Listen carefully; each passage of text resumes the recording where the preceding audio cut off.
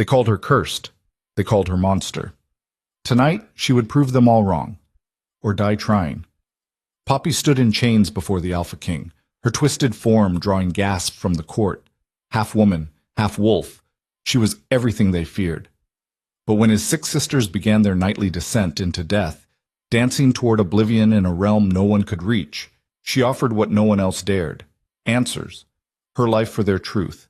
The king's cold eyes met hers, and for the first time in her wretched existence, someone actually listened. Stay until the end to see how the girl the world rejected became the queen who broke fate itself. Like this video if you believe intelligence beats cruelty, and comment what city you're watching from. The first time Poppy's stepmother tried to kill her, she was 7 years old. It started with a cup of tea. Honey sweetened, still steaming, placed beside her thin palette in the attic with a smile that didn't reach her stepmother's eyes. Poppy remembered staring at that cup, her small hands wrapped around its warmth, feeling something twist in her gut that had nothing to do with hunger. "Drink up, dear," Alara had said, her voice syrup smooth. "You look so pale." Poppy hadn't touched it. She'd watched her stepmother's smile freeze, watched the woman's jaw tighten before she swept from the room. Later, Poppy poured the tea into the withered plant on her windowsill. By morning, the plant was dead, its leaves blackened and curled like burned paper. The attempts became more sophisticated after that. Tainted bread. A pillow held too long over her face during what should have been a comforting embrace. A loose stone at the top of the stairs that sent Poppy tumbling, breaking her wrist in 2 places. Each time, Poppy survived through pure stubbornness and the animal instinct that something wasn't right, that the woman who married her father wanted her gone. She never told anyone. Who would believe her? Alara was beloved in their small village of Thornwick, beautiful, gracious, charitable to everyone except the gangly, awkward stepdaughter who looked nothing like the golden child Alara brought with her. Celeste. Perfect. Radiant Celeste with her honey-colored hair and laugh like bells. Celeste who could do no wrong, who drew admirers like moths to flame, who never had to sleep in the attic or wear clothes that didn't quite fit or wonder if dinner would include a side of poison. By the time Poppy turned 15, she'd stopped hoping things would change. Hope was a luxury for people who had futures. She had survival, and that would have to be enough. Then came the night everything shattered. Poppy woke to wrongness, the kind of wrongness that crawled under your skin and screamed that something terrible was happening, even if you couldn't name it. Her body felt like it was being torn apart from the inside, bones grinding against each other, skin stretching and reforming in ways that defied nature. She tried to scream, but what emerged was something between a howl and a sob. Her father burst through the attic door first, Alara close behind. The oil lamp in his hand illuminated the scene like a tableau from a nightmare. Poppy on the floor, her body contorting, fur sprouting along her arms, her face elongating into something that was neither fully human nor fully wolf. "What did you do?" her father breathed, horror etched across his features. "I didn't—" Poppy gasped, but her voice came out mangled, half words and animal sounds. "Please, she's cursed," Alara whispered, and there was something in her voice that Poppy would remember later. Not surprise. Satisfaction. "She's been cursed. Oh, Thomas, your daughter is cursed." "Your daughter, not our daughter, never our daughter." Poppy's father stepped back, his face pale. "How?" "Dark magic," Alara said, moving closer to him, away from Poppy's writhing form. "She must have dabbled in something forbidden. I warned you, Thomas. I told you she was strange, that she spent too much time alone in the woods." "I didn't!" Poppy tried to say, but the transformation was accelerating. Her hands curved into claws, her spine arched unnaturally. Through the haze of agony, she saw Celeste peering around the doorframe, her blue eyes wide. Not with horror, with something else, something that looked almost like pity, or maybe triumph. The transformation stopped before completion, leaving Poppy trapped in a half-state. Her body was still recognizably human in shape, but covered in dark fur. Her face had elongated, her teeth sharp, her eyes more wolf than woman. When she finally managed to stand, she caught sight of herself in the small, cracked mirror on her wall. The creature staring back was the stuff of children's nightmares. "Get it out," Alara said softly. "Thomas, you have to get it out of this house. Think of Celeste, Think of what the neighbors will say. Will it, not even her anymore. Poppy's father stood frozen, warring emotions playing across his face. Poppy wanted to beg, to plead, to remind him that she was his daughter, that he used to call her his little wildflower, that he once loved her. But when she opened her mouth, only a low whine emerged. "The old gamekeeper's cottage," he finally said, his voice hollow, "at the edge of the woods. It can stay there." Relief and devastation warred in Poppy's chest. At least he wasn't throwing her out completely. At least, no one can know she's there, Elara added quickly. No one can know she's ours, for Celeste's sake. You understand, don't you, Thomas? He nodded slowly, and something inside Poppy broke that had nothing to do with curses or transformations. They moved her in the dead of night. Her father wouldn't look at her, wouldn't speak to her. He left her in the cottage with a bag of old clothes and a hunting knife, then turned and walked away without a word. Poppy spent the first week trying to reverse the curse.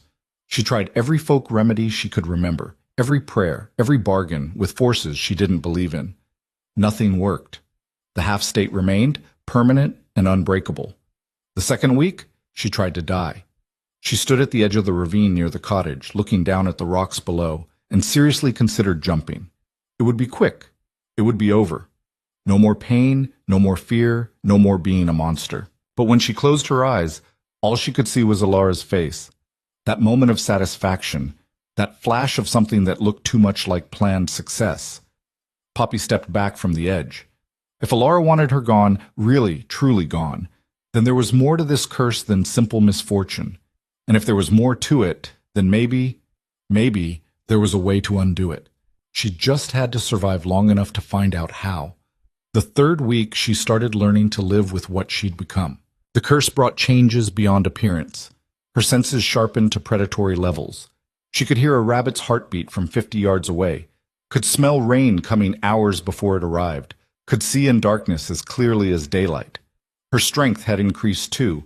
She could lift fallen logs that would have required 3 grown men, could run for hours without tiring. The isolation was harder than the physical changes. Thornwick wasn't large and news traveled fast in small villages. Within days, everyone knew that Thomas the merchant's daughter had been cursed, transformed into a monster, hidden away in shame. The story grew with each telling. By the time it circulated back to Poppy through whispers she overheard while hunting at night, she'd supposedly murdered a witch, defiled a sacred grove, and made a pact with demons. None of it was true. All of it stuck. The few times she ventured near the village, children screamed and ran. Adults grabbed pitchforks and torches. Once old Mrs. Brennan, who used to slip Poppy extra apples at market, threw a rock that caught her above the eye, leaving a scar that never quite healed. So Poppy stopped trying. She kept to the woods, to the shadows, to the thin existence of someone the world had decided didn't deserve to be seen. Months bled into years. Poppy turned 16, then 17, then 18, marking time by seasons and the slow accumulation of survival skills. She became an expert hunter, though she never quite got used to the taste of raw meat that her transformed body craved. She learned which plants were edible, which could be used for medicine, how to set snares and read weather patterns and start fires in the rain. She also learned how to be invisible, how to move through the forest without leaving tracks, how to observe Thornwick from a distance, watching the life she'd been excluded from continue without her. She saw Celeste grow into a beauty who had suitors lining up at the door, saw her father's business prosper, saw Elara become the most influential woman in Thornwick, her charity work and gracious manner earning her universal admiration.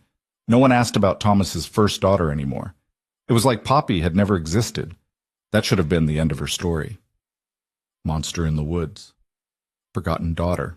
Cautionary tale about the dangers of whatever fictional sin the villagers had decided she'd committed. But fate, Poppy learned, had a sick sense of humor. The summons came on a Tuesday. Poppy was checking her snares when she heard the horses. 3 riders, moving fast through the forest toward her cottage. She froze, every instinct screaming at her to run, to hide, to become invisible the way she'd learned. But something stopped her. Maybe curiosity. Maybe exhaustion with running. Maybe the small, stubborn part of her that refused to believe she deserved to spend the rest of her life in shadows. She waited. The riders were royal guards, their armor bearing the crest of King Aldrich, the Alpha King who ruled the northern territories with an iron fist and a reputation for ruthlessness. Poppy had never seen them this far from the capital, never had reason to care about royal business. Until they surrounded her cottage and the captain dismounted, pulling out a scroll with a seal that looked official and terrifying. "Poppy Thornwick?" His voice was clipped, military precise. She nodded warily, her hand moving to the knife at her belt. "You are hereby summoned to stand before King Aldrich on charges of witchcraft, attempted murder, and conspiracy against the crown." The words hit like a physical blow. "What? I've never even been to the capital. I don't know anything about—" "Someone's accused you," another guard cut in, his face twisted with disgust as he looked at her. "That's all that matters. You come willingly, or we drag you. Choose." Poppy's mind raced. Accused? By whom? For what? She'd been hiding in the woods for 3 years, hadn't interacted with anyone except the occasional hunter she scared off accidentally. Unless someone wanted to make sure she stayed gone permanently. "Who accused me?" she demanded. The captain's expression didn't change. "That information will be provided at trial. Now, your choice." She could run. Her transformed body was faster than horses in the forest. She knew these woods better than anyone. She could disappear so completely they'd never find her. But if she ran, she'd prove whatever accusations they'd leveled against her. She'd spend the rest of her life being hunted instead of just hidden. And some small, angry part of her was tired of being treated like she deserved this existence. "I'll come," she said quietly, "but I'm innocent." The guard who'd spoken before laughed, short and bitter. "Sure you are. They all are." They bound her wrists in iron chains that bit into her fur-covered skin. The metal burned, whether from some enchantment or just her body's reaction to captivity, Poppy couldn't tell. They didn't offer her a horse, forcing her to walk between the riders as they headed toward the capital. It took 2 days of brutal travel. The guards rotated shifts, but never rested long enough for Poppy to sleep. Whenever she stumbled, they jerked the chains forward, laughing when she fell. They called her monster, cursed thing, abomination. One of them suggested they just kill her on the road and save everyone the trouble. The captain overruled him, but only barely. Poppy focused on putting one foot in front of the other, on breathing, on not giving them the satisfaction of seeing her break. She'd survived Alara's poison. She'd survived the curse. She'd survived 3 years alone in the wilderness. She could survive this too. The capital of Silvercrest rose from the landscape like a crown of stone and steel. Massive walls surrounded the city, guard towers at every corner. The palace itself dominated the skyline, all sharp angles and defensive architecture. This was a fortress, not a fairy tale castle, a place built for war and rule, not beauty. They entered through a side gate, avoiding the main streets. Poppy caught glimpses of the city through narrow alleyways, shops and taverns, street vendors and children playing, normal people living normal lives while she was paraded past in chains like a criminal. The palace dungeons were exactly as unpleasant as expected, dark, damp, smelling of despair and old blood. They threw her in a cell barely large enough to lie down in, the iron door slamming shut with a finality that echoed in her bones. Poppy sank onto the cold stone floor and waited. Hours passed, or maybe days. Time lost meaning in the darkness. Guards brought stale bread and water that tasted of rust. No one spoke to her. No one told her what was happening or when her trial would be.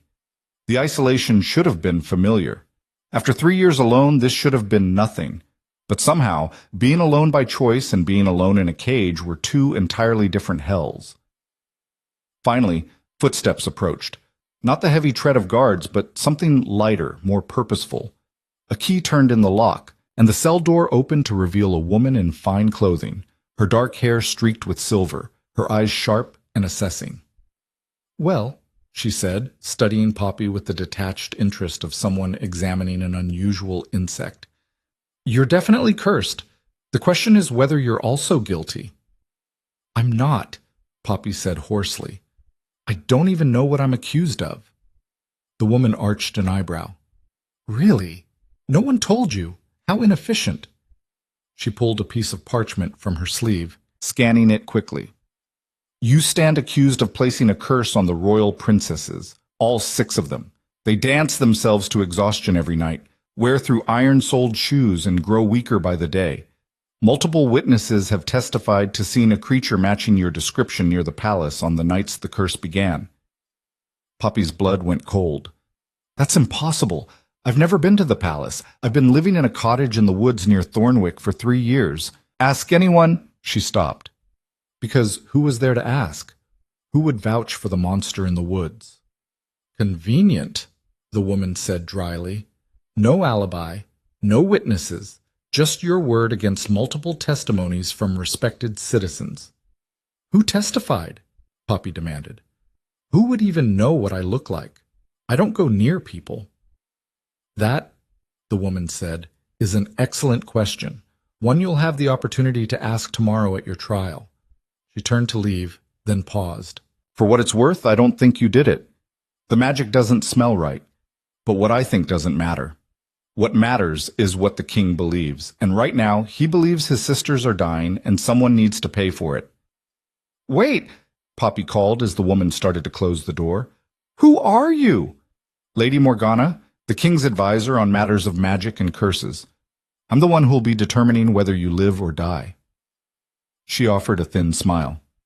Sleep well. The door clanged shut, leaving Poppy alone with her thoughts and rising panic. Someone had set her up. Someone who knew what she looked like, who knew where she lived, who wanted her blamed for a crime she didn't commit.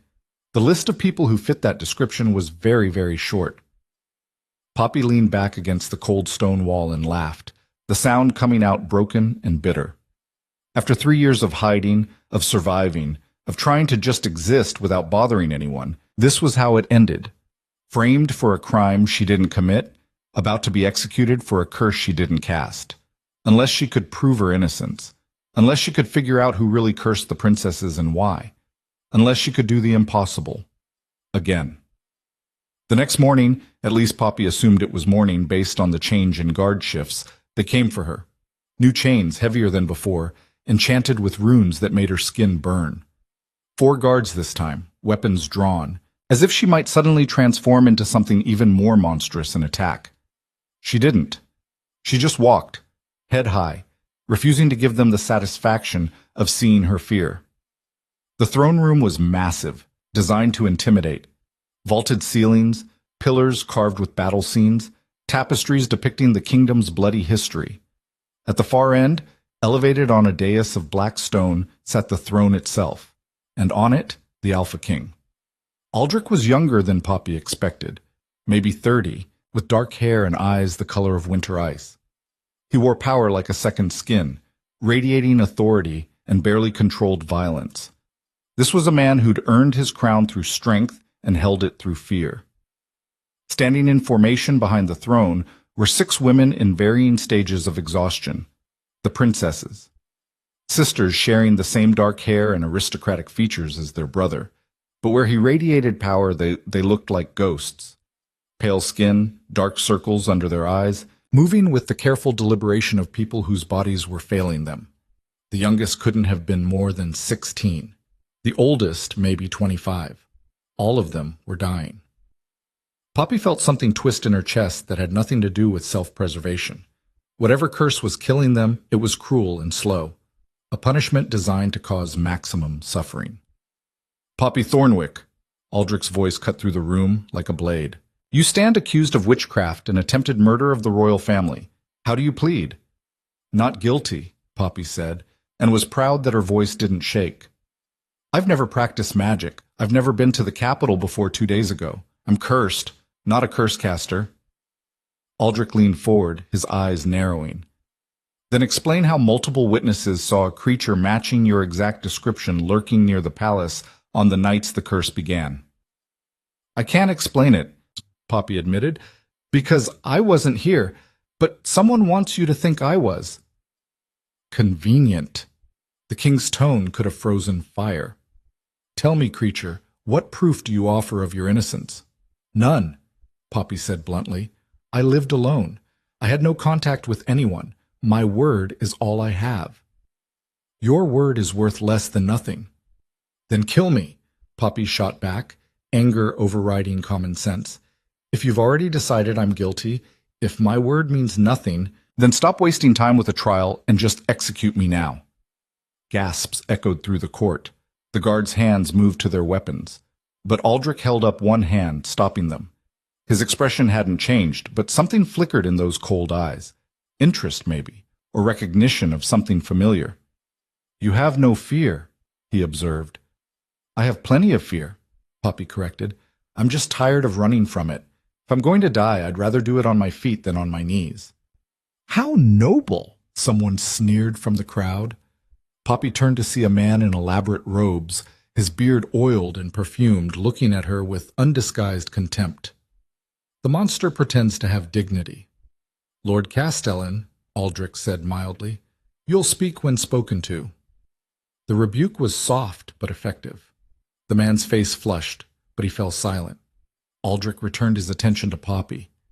You claim you're innocent, that someone framed you. Do you have any proof of this accusation? Any idea who might want to see you blamed? Poppy hesitated. Accusing Alara without evidence would make her sound desperate and vindictive. But what choice did she have? My stepmother, she said quietly. Alara Thornwick. She's tried to kill me before, multiple times. The curse that transformed me. I think she was behind it. You think? Aldrich's tone was skeptical. I was 7 when she married my father. I was 15 when I was cursed. In those 8 years, she tried to poison me at least 6 times, orchestrated several accidents, and generally made it clear she wanted me dead. When the curse happened, she seemed satisfied, not surprised, and she was the one who insisted I be hidden away, that no one could know I existed. A stepmother's cruelty, Lady Morgana spoke up from her position near the throne. Tragic but hardly proof of magical conspiracy. Do you have any evidence linking her to the princess's curse specifically? No, Poppy admitted, but nothing, Aldrich cut her off. Accusations without proof are meaningless. You've offered no defense, no alibi, no evidence of your innocence. On the other hand, we have multiple witnesses who saw a creature like you near the palace, and the timing matches the curse's inception exactly. Then let me prove it, Poppy said desperately. The words came out before she could think them through, driven by pure survival instinct. Let me find out who really cursed them. If I can break the curse, save your sisters, you'll know I'm innocent. The throne room went silent. Aldrich stared at her, his expression unreadable. Dozens of the kingdom's most powerful mages have tried to break this curse. What makes you think a cursed creature living in the woods could succeed where they failed? Because I have nothing to lose, Poppy said simply. Your mages have reputations, careers, fears about what failure might cost them. I'm already condemned. The worst that happens is I die trying instead of dying in a cell. But if I succeed, if I save them, then you know I'm innocent. And maybe, just maybe, I get to live. It was a desperate gamble, insane even, but Poppy had learned years ago that sometimes desperation was the only card worth playing. Aldrich was quiet for a long moment, studying her with those cold, calculating eyes. Poppy forced herself to meet his gaze, to not look away, to show him that whatever else she wasn't weak. 3 days, he finally said. You have 3 days to identify the curse and break it. You'll be given access to the princesses, to the palace, to whatever resources you need, but you'll be watched at all times, and if you attempt to escape or harm anyone, you'll be executed immediately. Understood? Understood, Poppy breathed.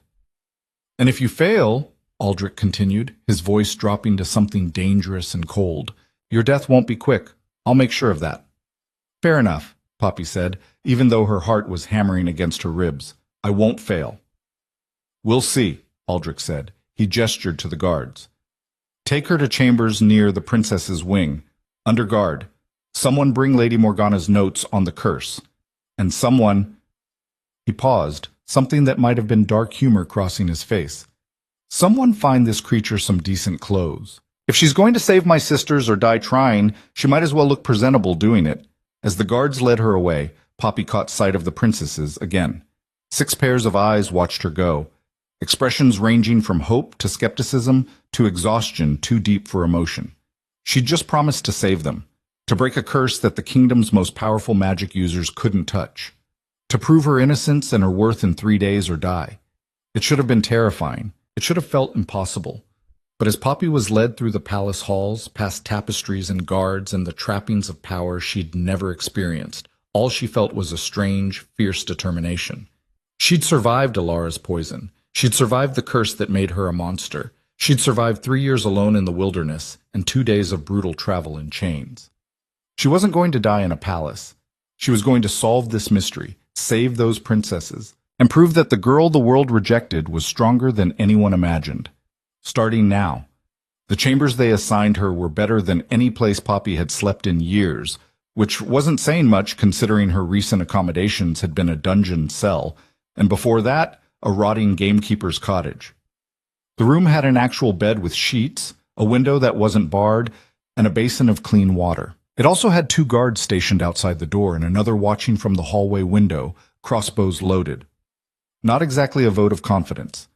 A servant girl arrived with clothes, practical riding pants and a tunic, nothing fancy, but clean and whole. The girl left them on the bed without making eye contact, practically running from the room. Poppy couldn't blame her. Even cleaned up, she was still a monster. The fur, the elongated features, the claws, those didn't wash away. She changed quickly, the new clothes feeling strange against her skin. Foreign, like she was playing dress-up in someone else's life. A sharp knock preceded Lady Morgana's entrance. The older woman carried a leather-bound journal, thick with notes, and stuffed with loose parchments. She didn't ask permission to enter, just swept in and deposited the journal on the small desk with a heavy thud. "Everything we know about the curse," Morgana said without preamble. Which, unfortunately, isn't much. The princesses began exhibiting symptoms 4 months ago. Every night, they retire to their chambers. Every morning, they're found exhausted, their shoes worn through, their feet bleeding. They have no memory of leaving their rooms, no awareness of dancing, nothing, but the evidence is undeniable. Poppy flipped through the journal, scanning the cramped handwriting and detailed diagrams. "You've tried tracking spells. Obviously, they slide off like water. Whatever magic is at work here, it's old and sophisticated, far beyond typical curse work." Morgana's eyes narrowed. "Which is why I find it highly unlikely that you're responsible. No offense, but cursing yourself into that form doesn't exactly scream master practitioner." "None taken," Poppy said dryly. "So you believe I'm innocent?" "I believe you're not the one who cast the curse on the princesses. Whether you're innocent of other crimes remains to be seen." Morgana pulled out a chair and sat, her posture perfect despite the late hour. "Tell me about your own curse, the transformation. When did it happen? What do you remember?" Poppy hesitated. She'd spent 3 years not talking about that night, pushing it down, trying to forget. But if Morgana could help... "I was 15. I woke up feeling like my body was tearing apart from the inside. The transformation took maybe 10 minutes, but it felt like hours. When it was over, I was like this, stuck halfway." Painful transformations usually indicate forced magic, something imposed rather than chosen. Morgana made a note. "And you're certain your stepmother was involved?" "I can't prove it, but she tried to kill me 6 times before the curse, and after." Poppy's jaw tightened. "After?" She looked satisfied, not surprised. "She wanted me gone, and the curse gave her the perfect excuse." "Interesting. And now you're accused of cursing the princesses with similar timing to when multiple witnesses supposedly saw a creature like you." Morgana tapped her pen against the journal. "Someone's building a pattern, making sure all the pieces point to you." "Alara is," Poppy said. "It has to be." "Perhaps. But why? What does she gain from the princesses' deaths? Your stepmother lives in a small village. She has no connection to the royal family, no obvious motive." Morgana stood, smoothing her skirts. "I'm not saying you're wrong. I'm saying you need evidence, and you need it in 3 days. The king wasn't exaggerating about your execution. He's very creative when he's angry." "Comforting," Poppy muttered. "I'm not here to comfort you. I'm here to see if you're worth saving." Morgana moved to the door, then paused. The princesses will receive you tomorrow morning. Try not to terrify them. They're fragile enough as it is. She left, and Poppy was alone with the journal and her thoughts. She spent the night reading. Every observation, every failed attempt to break the curse, every theory that led nowhere. By dawn, her eyes burned and her head ached, but she had the shape of something. Not a solution, but a direction. The curse wasn't affecting the princesses during the day, only at night, and they had no memory of it, which suggested either sleep magic or something that bypassed conscious awareness entirely. The worn shoes and bleeding feet were physical evidence of something real happening, not just an illusion. They were going somewhere, dancing somewhere. But where? A different servant brought breakfast, plain bread and cheese, which Poppy wolfed down. She hadn't realized how hungry she was until food appeared. 3 years in the woods had taught her to eat when she could, fast when she couldn't. The guards came for her mid-morning, different ones this time, looking no more comfortable with her presence than their predecessors. They led her through the palace, up spiraling staircases and down long corridors lined with portraits of dead kings who stared disapprovingly at the cursed creature walking beneath them.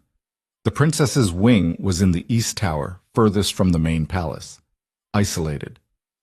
Whether for their protection or everyone else's, Poppy couldn't tell. The youngest princess answered the door herself.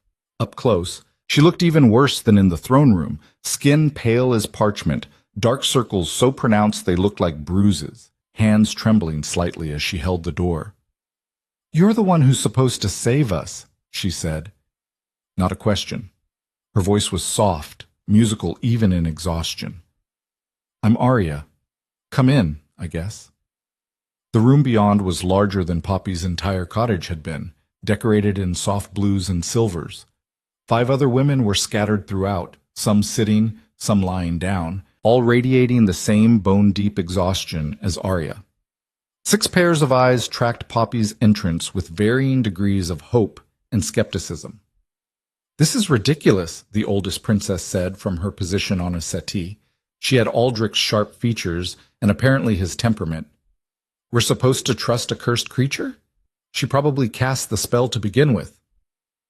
"Seraphina," another princess chided gently. She was maybe 20, with softer features and kind eyes. "Father said—" "Father is desperate," Seraphina cut her off. "We're dying, and he's grasping at straws. This thing is just another failed attempt." "I have a name," Poppy said quietly. "It's Poppy, and I didn't curse you, but someone did, and I'm going to find out who." "How?" Seraphina demanded. "What makes you qualified?" "I survived being poisoned 6 times before I was 15. I survived a curse that should have killed me. I survived 3 years alone in the wilderness with everyone hunting me." Poppy met Seraphina's gaze steadily. "I'm qualified because I know what it's like when someone wants you dead, and I know how to stay alive anyway. That enough for you?" Silence. Then Arya laughed, the sound startling in the quiet room. "I like her." "You like everyone," Seraphina muttered, but some of the hostility had drained from her expression. The kind-eyed princess stood and offered her hand. "I'm Selena. That's Seraphina, Arya, Luna, Marina, and Eloise." She gestured to each in turn. "We're grateful for your help, even if some of us are terrible at showing it." Poppy shook her hand carefully, conscious of her claws. "Tell me everything, from the beginning. When did this start?" They settled in, and the story emerged in pieces. 4 months ago, they'd all woken exhausted. Their shoes, good leather shoes that should have lasted years, were worn completely through, soles destroyed. At first, they thought it was some kind of elaborate prank, but it kept happening, every night, without fail. "We tried staying awake," Luna said. She was quiet, probably 17, with an artist's ink-stained fingers. "Didn't matter. 1 minute you're fighting sleep, the next it's dawn and you feel like you've run a marathon." "We tried locking the doors," Marina added. She and Luna were clearly twins, similar features, but Marina's fingers were clean and her posture more rigid. "Military training, maybe." "Bolting them from inside didn't work. We still end up exhausted, still wake up with ruined shoes." "Our brother posted guards outside our rooms," Eloise said. She was the second youngest, maybe 18, with an intensity that reminded Poppy of Aldrich. They swear we never left, but we must have because she pulled up her skirt slightly, revealing feet wrapped in bandages, some spots seeping through with blood. Poppy knelt beside her, examining the injuries carefully. The damage was consistent with hours of dancing on hard surfaces. Not walking, not running, dancing. The blisters and cuts were in specific patterns, weight distributed in ways that matched formal dance movements. "You're really dancing," Poppy said slowly. "Somewhere. For hours. But you don't remember it, and the guards don't see you leave." "Brilliant deduction," Serafina said sarcastically. "We'd never figured that out ourselves." "Sarah," Selena warned. "It's fine," Poppy said, standing. "She's scared and dying. Sarcasm's cheaper than tears." She turned back to Serafina. "Here's what I don't understand. Why dancing? Curses are usually more direct, wasting sickness, madness, sleep that never ends. But this? Making you dance every night until you're exhausted? That's specific, personal. Someone's making a point." "What point?" Arya asked. "I don't know yet, but curses always have logic, even when they're cruel. Figure out the logic. You figure out who cast it and why." Poppy paced the room, thinking. "Can I see your bedchambers, where you sleep?" They showed her. 6 identical rooms branching off from the main sitting area, each decorated to the princess's taste, but structurally the same. Poppy examined every inch, floors, walls, windows, furniture, looking for hidden doors, magical symbols, anything that might explain how they were being transported. Nothing. She was inspecting Arya's wardrobe when she noticed it, a faint shimmer around the bed, visible only from certain angles in specific light, not quite invisible, not quite there. "Morgana!" Poppy called to the guards outside. "Get Lady Morgana! Now!" The older woman arrived quickly, her sharp eyes immediately catching what Poppy had found. She pulled out a small crystal on a chain, holding it near the shimmer. The crystal glowed faintly green. "Portal magic," Morgana breathed.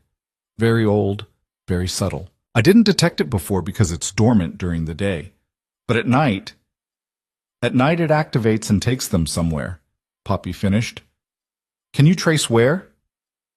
"No. Portal magic this sophisticated is designed to be untraceable, but if you went through—" Morgana looked at Poppy speculatively. "If someone went through while it was active, they could follow the princesses, see where they're going." "Absolutely not," Serafina said immediately. "We're not sending her through some unknown portal. She could be working with whoever cursed us." "If I was working with them, why would I point out the portal?" Poppy asked reasonably. "To gain our trust, to get inside our defenses." Serafina crossed her arms. "I don't trust you." "Good," Poppy said. "Don't, but I'm still the best chance you've got." She turned to Morgana. "Tonight. I'll go through when it activates. Follow them wherever they're going." "That's insane," Marina said. "You have no idea what's on the other side."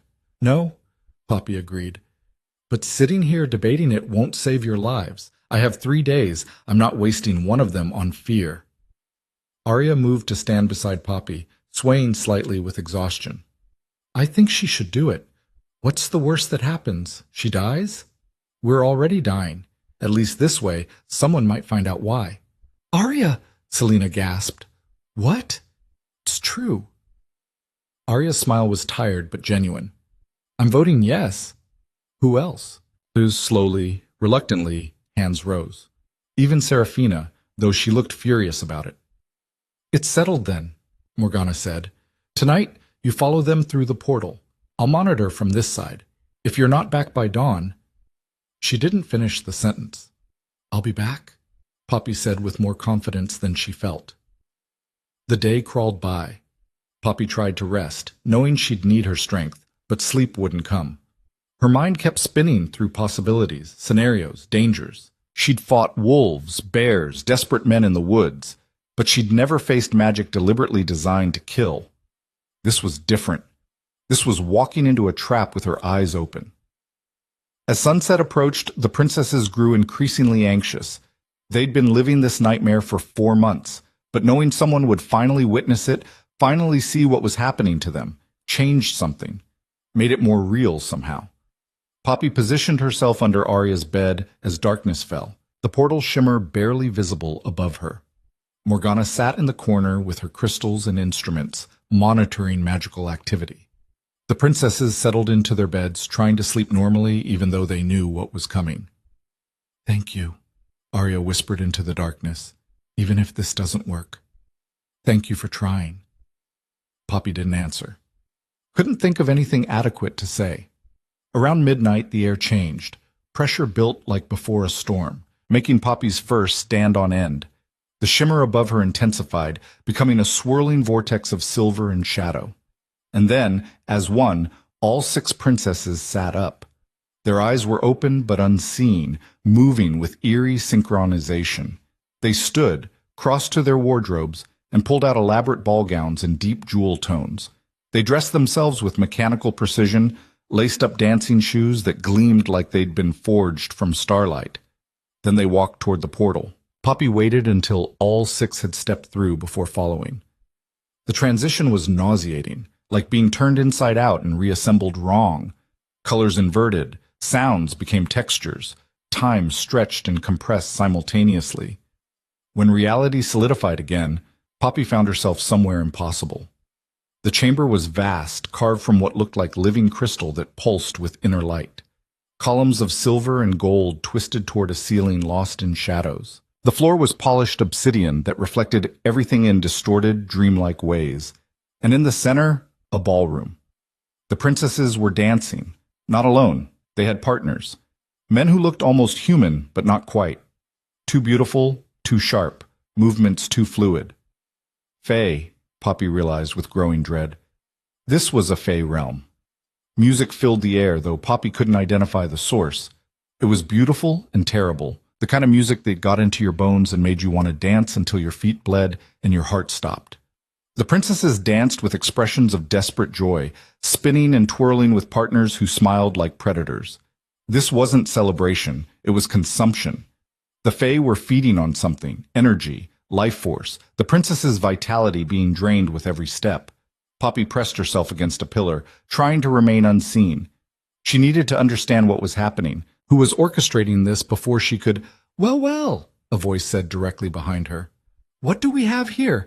An uninvited guest." Poppy spun, claws out, but she was already too slow. The Fae man, because there was no mistaking him for human, caught her wrist with casual strength that made her earlier assessment of being stronger than normal humans laughably inadequate. He was tall, with silver hair that fell past his shoulders and eyes like molten gold. Beautiful in the way that poisonous things are beautiful, attractive and lethal in equal measure. "Let me go, Poppy growled. "Oh, I don't think so." He examined her with interest that made her skin crawl. "You're not one of the princesses. You're something else entirely. Cursed, I think. How delightful." Other Fae were noticing now, pausing in their dancing to observe. The princesses continued their mechanical movements, oblivious to anything beyond the music and the steps. "I am Lord Fenric," the silver-haired Fae said, his grip shifting to her throat, not quite choking, but making it clear he could. "And you, little beast, are trespassing in my realm. The penalty for that is death, unless—" His smile widened. "Unless you can offer me something more interesting than your life." Poppy's mind raced. She was outmatched physically, outnumbered, in a realm where the rules of reality didn't apply. Fighting was suicide. Running was impossible. That left only one option. "A wager," she said, the words coming out strangled but clear. "I challenge you to a wager." Fenric's eyes lit up with genuine delight. "Oh, how bold! What makes you think I'd accept?" "Because Fae can't resist a good game," Poppy said, gambling on every folktale she'd ever heard.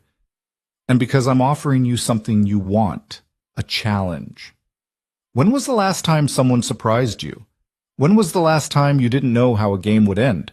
His grip loosened slightly. "What are the terms?" 3 trials, Poppy said, making it up as she went. "Your design. If I fail, I'm yours to do with as you please. But if I succeed, you release the princesses from your curse and send us all back to the mortal realm, unharmed. And what's to stop me from simply killing you now and continuing as before? Boredom, Poppy said bluntly. You've been draining those princesses for 4 months. That game's almost over. They're nearly dead. What then? You find new victims, start again, same pattern, same ending. But this? Me? I'm different, I'm unexpected, and I'm offering you genuine entertainment. Fenric was silent, considering. The other Fae had gathered closer, listening. Poppy could feel their hunger, their interest. They were predators who'd grown tired of easy prey. 3 trials, Fenric finally said. I will design each to test a different aspect of your nature. Fail anyone, and you belong to me. Your life, your soul, your service, everything. Succeed in all 3, and the princesses go free. He leaned closer, his breath cold against her skin. But know this, little beast. I am very, very good at games, and I've never lost one yet. First time for everything, Poppy said, hoping her voice didn't betray her terror. Fenric laughed, the sound like breaking glass. Oh, I'm going to enjoy this. Very well. I accept your wager. He released her, stepping back with a theatrical bow. Let us begin. The first trial is simple, survive until dawn. But you see, in my realm, dawn only comes when I permit it. And tonight, I'm in no hurry. The ballroom floor opened beneath Poppy's feet, and she was falling into darkness that had teeth and hunger and no bottom she could see. Poppy hit water hard enough to knock the air from her lungs. Not water, something thicker, colder, that burned like liquid ice against her skin.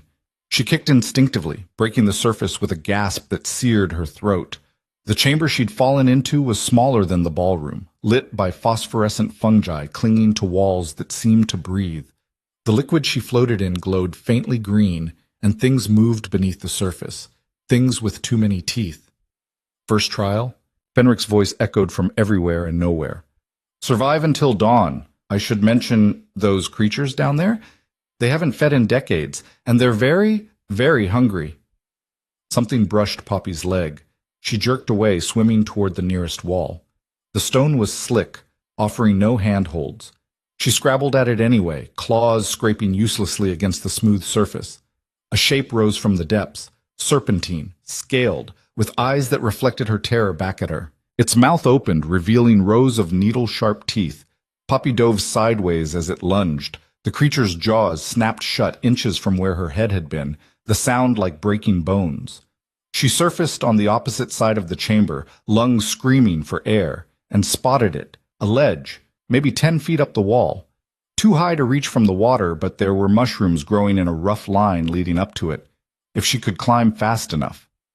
Another creature surfaced, then another, 5 total, circling her with predatory patience.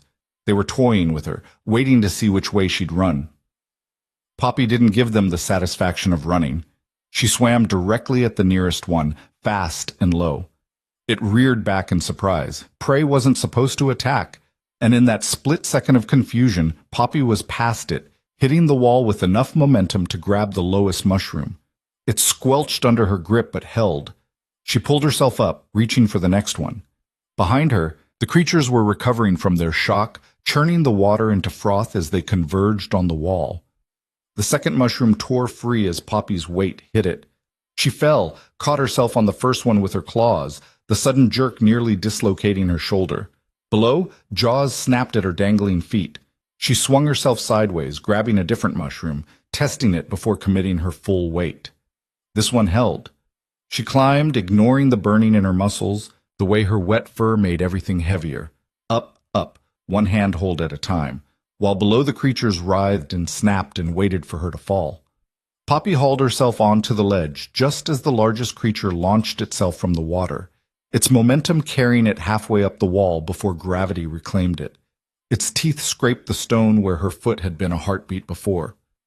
The ledge was narrow, maybe 3 feet deep, but solid. Poppy pressed her back against the wall, breathing hard, watching the creatures circle below. Not bad, Fenric's voice purred. You're faster than you look. But the trial isn't surviving the first 5 minutes. It's surviving until dawn. And I'm thinking, dawn should come around, 3 days from now?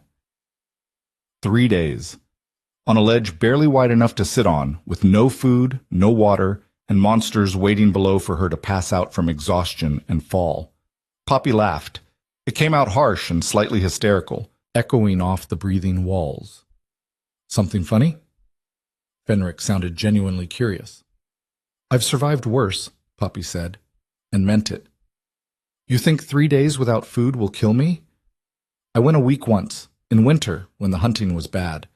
You think monsters will? I've been hunted by humans who thought I was an abomination. You think isolation will break me? Her voice hardened. I spent 3 years alone because everyone I knew decided I didn't deserve to exist. 3 days on a ledge, that's nothing. Yishidum, tont. Silence. Then Fenric materialized on the ledge beside her, sitting cross-legged as if they were having tea instead of negotiating her survival. Up close, his beauty was almost painful to look at. Features too perfect, too symmetrical, like someone had crafted the ideal face without understanding what made faces human. You're angry, he observed. I'm practical. No, you're angry.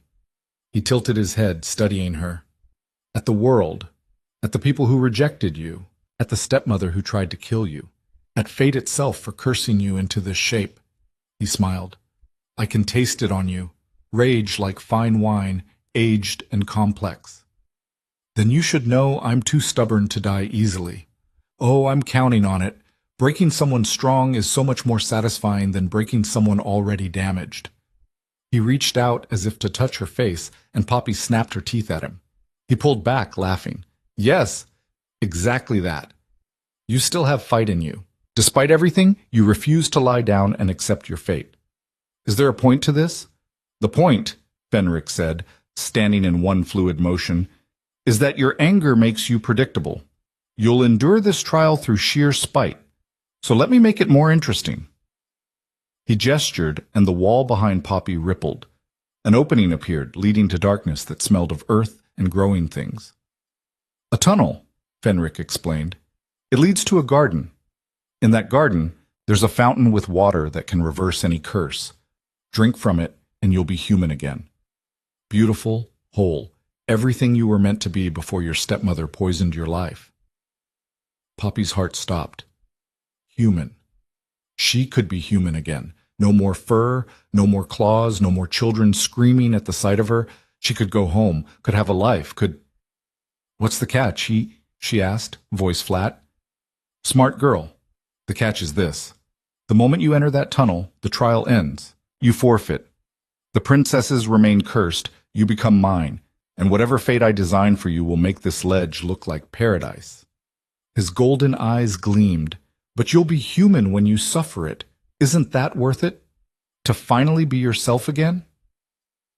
It was a test. Poppy understood that much. Not about survival, about choice, about what she valued more. Her freedom from the curse that made her a monster, or the lives of 6 women she barely knew. No, she said. Fenric's expression didn't change. No? I didn't come here to save myself. I came here to save them. Poppy gestured toward where the ballroom must be, somewhere above. I've lived 3 years as a monster. I can live 300 more if I have to. But those princesses? They don't deserve to die because I wanted to be pretty again. How noble, Fenric said, but there was something in his voice, surprise maybe, or respect. You'd choose duty over desire? I choose not being the kind of person who sacrifices others for my own benefit, Poppy corrected. That's called being selfish, not noble. There's a difference. The tunnel vanished. Fenric stared at her for a long moment, his expression unreadable. You pass, he said quietly. The ledge dissolved beneath her, but instead of falling back into the water, Poppy found herself standing in the ballroom again. The princesses were still dancing, still trapped in their mechanical movements. Fenric stood beside her, arms crossed, watching his entertainment with the detached interest of a cat watching mice. That was the first trial? Poppy asked, adrenaline still flooding her system. Choosing duty over my own cure? No, the first trial was surviving. You did. The tunnel was extra credit, so to speak. I wanted to see what you'd choose. He smiled, sharp and cold. Most people choose themselves, always. You're more interesting than I gave you credit for. Lucky me, Poppy muttered. What's the second trial? Patience. Fenric snapped his fingers, and the ballroom transformed. The Fey dancers vanished. The princesses remained but changed, no longer trapped in dance, but frozen in individual tableaus of suffering. Each stood on a pedestal, surrounded by mirrors that reflected not their appearance, but their deepest fears, their worst memories, their most private shames. Arya, the youngest, stared at a reflection showing her mother's death. Seraphina watched herself failing her father, disappointing him, being cast aside. One by one, Poppy saw each princess confronted with the thing they feared most. The second trial, Fenric said, walking among the pedestals like a curator in a gallery, is truth. These are mirrors of the soul. They show what people hide, even from themselves. Your task is simple. Look into your own mirror and survive what you see without breaking. A seventh pedestal rose from the floor, empty and waiting. And if I refuse? Then you forfeit. The princesses stay cursed, and you become mine. Fenric's smile widened. But I don't think you'll refuse. You're too curious, too desperate to prove you can endure anything. That's your weakness, little beast. Your need to be stronger than your pain. He wasn't wrong. Poppy hated that he wasn't wrong. She stepped onto the pedestal. The mirrors materialized around her, 6 of them forming a circle. At first, they showed only her reflection, the cursed form, the fur and claws and twisted features she saw every time she looked at water or polished metal. Then the images shifted. The first mirror showed her as a child, 7 years old, watching her new stepmother smile while stirring poison into tea. But in this version, young Poppy drank it. She watched herself die, choking and convulsing while Ilara hummed a cheerful tune. The second mirror showed the night of her curse, but different. Her father didn't just hide her away. He drove a knife into her heart himself, choosing Ilara over his own daughter, choosing the easy lie over the difficult truth. The third showed Thornwick, but everyone she'd ever known was there, laughing at her. Not afraid, not disgusted, just amused. She was a joke to them, a pathetic creature who thought she mattered, who thought she deserved anything beyond mockery. The fourth mirror showed the princesses. She saved them, broke the curse, proved her innocence, and King Aldrich executed her anyway. Because she was a monster, and monsters didn't get happy endings, and her usefulness didn't erase what she was. The fifth showed her becoming like Ilara, cruel, calculating, willing to hurt others to protect herself. She saw herself poisoning someone else, cursing someone else, becoming the thing she hated most. The sixth mirror showed her alone, not for 3 years, but forever. Centuries passing, everyone she knew dying, the world changing and moving on while she remained trapped in her cursed form, immortal and isolated, watching time erase any evidence she'd ever existed. Poppy's breath came in short gasps. The mirrors weren't just showing her fears, they were making her feel them. The despair of each scenario crashed over her like waves, trying to pull her under. You see it now, don't you? Fenric's voice came from beyond the mirrors. The truth. You're not brave. You're not strong. You're a scared, broken thing pretending to be whole. You survived because you didn't have the courage to die. Everything you are is built on fear and spite, and deep down, you know you're worthless. The mirrors pulsed, the images intensifying. Poppy felt herself breaking, felt the tears she'd held back for 3 years finally forcing their way out.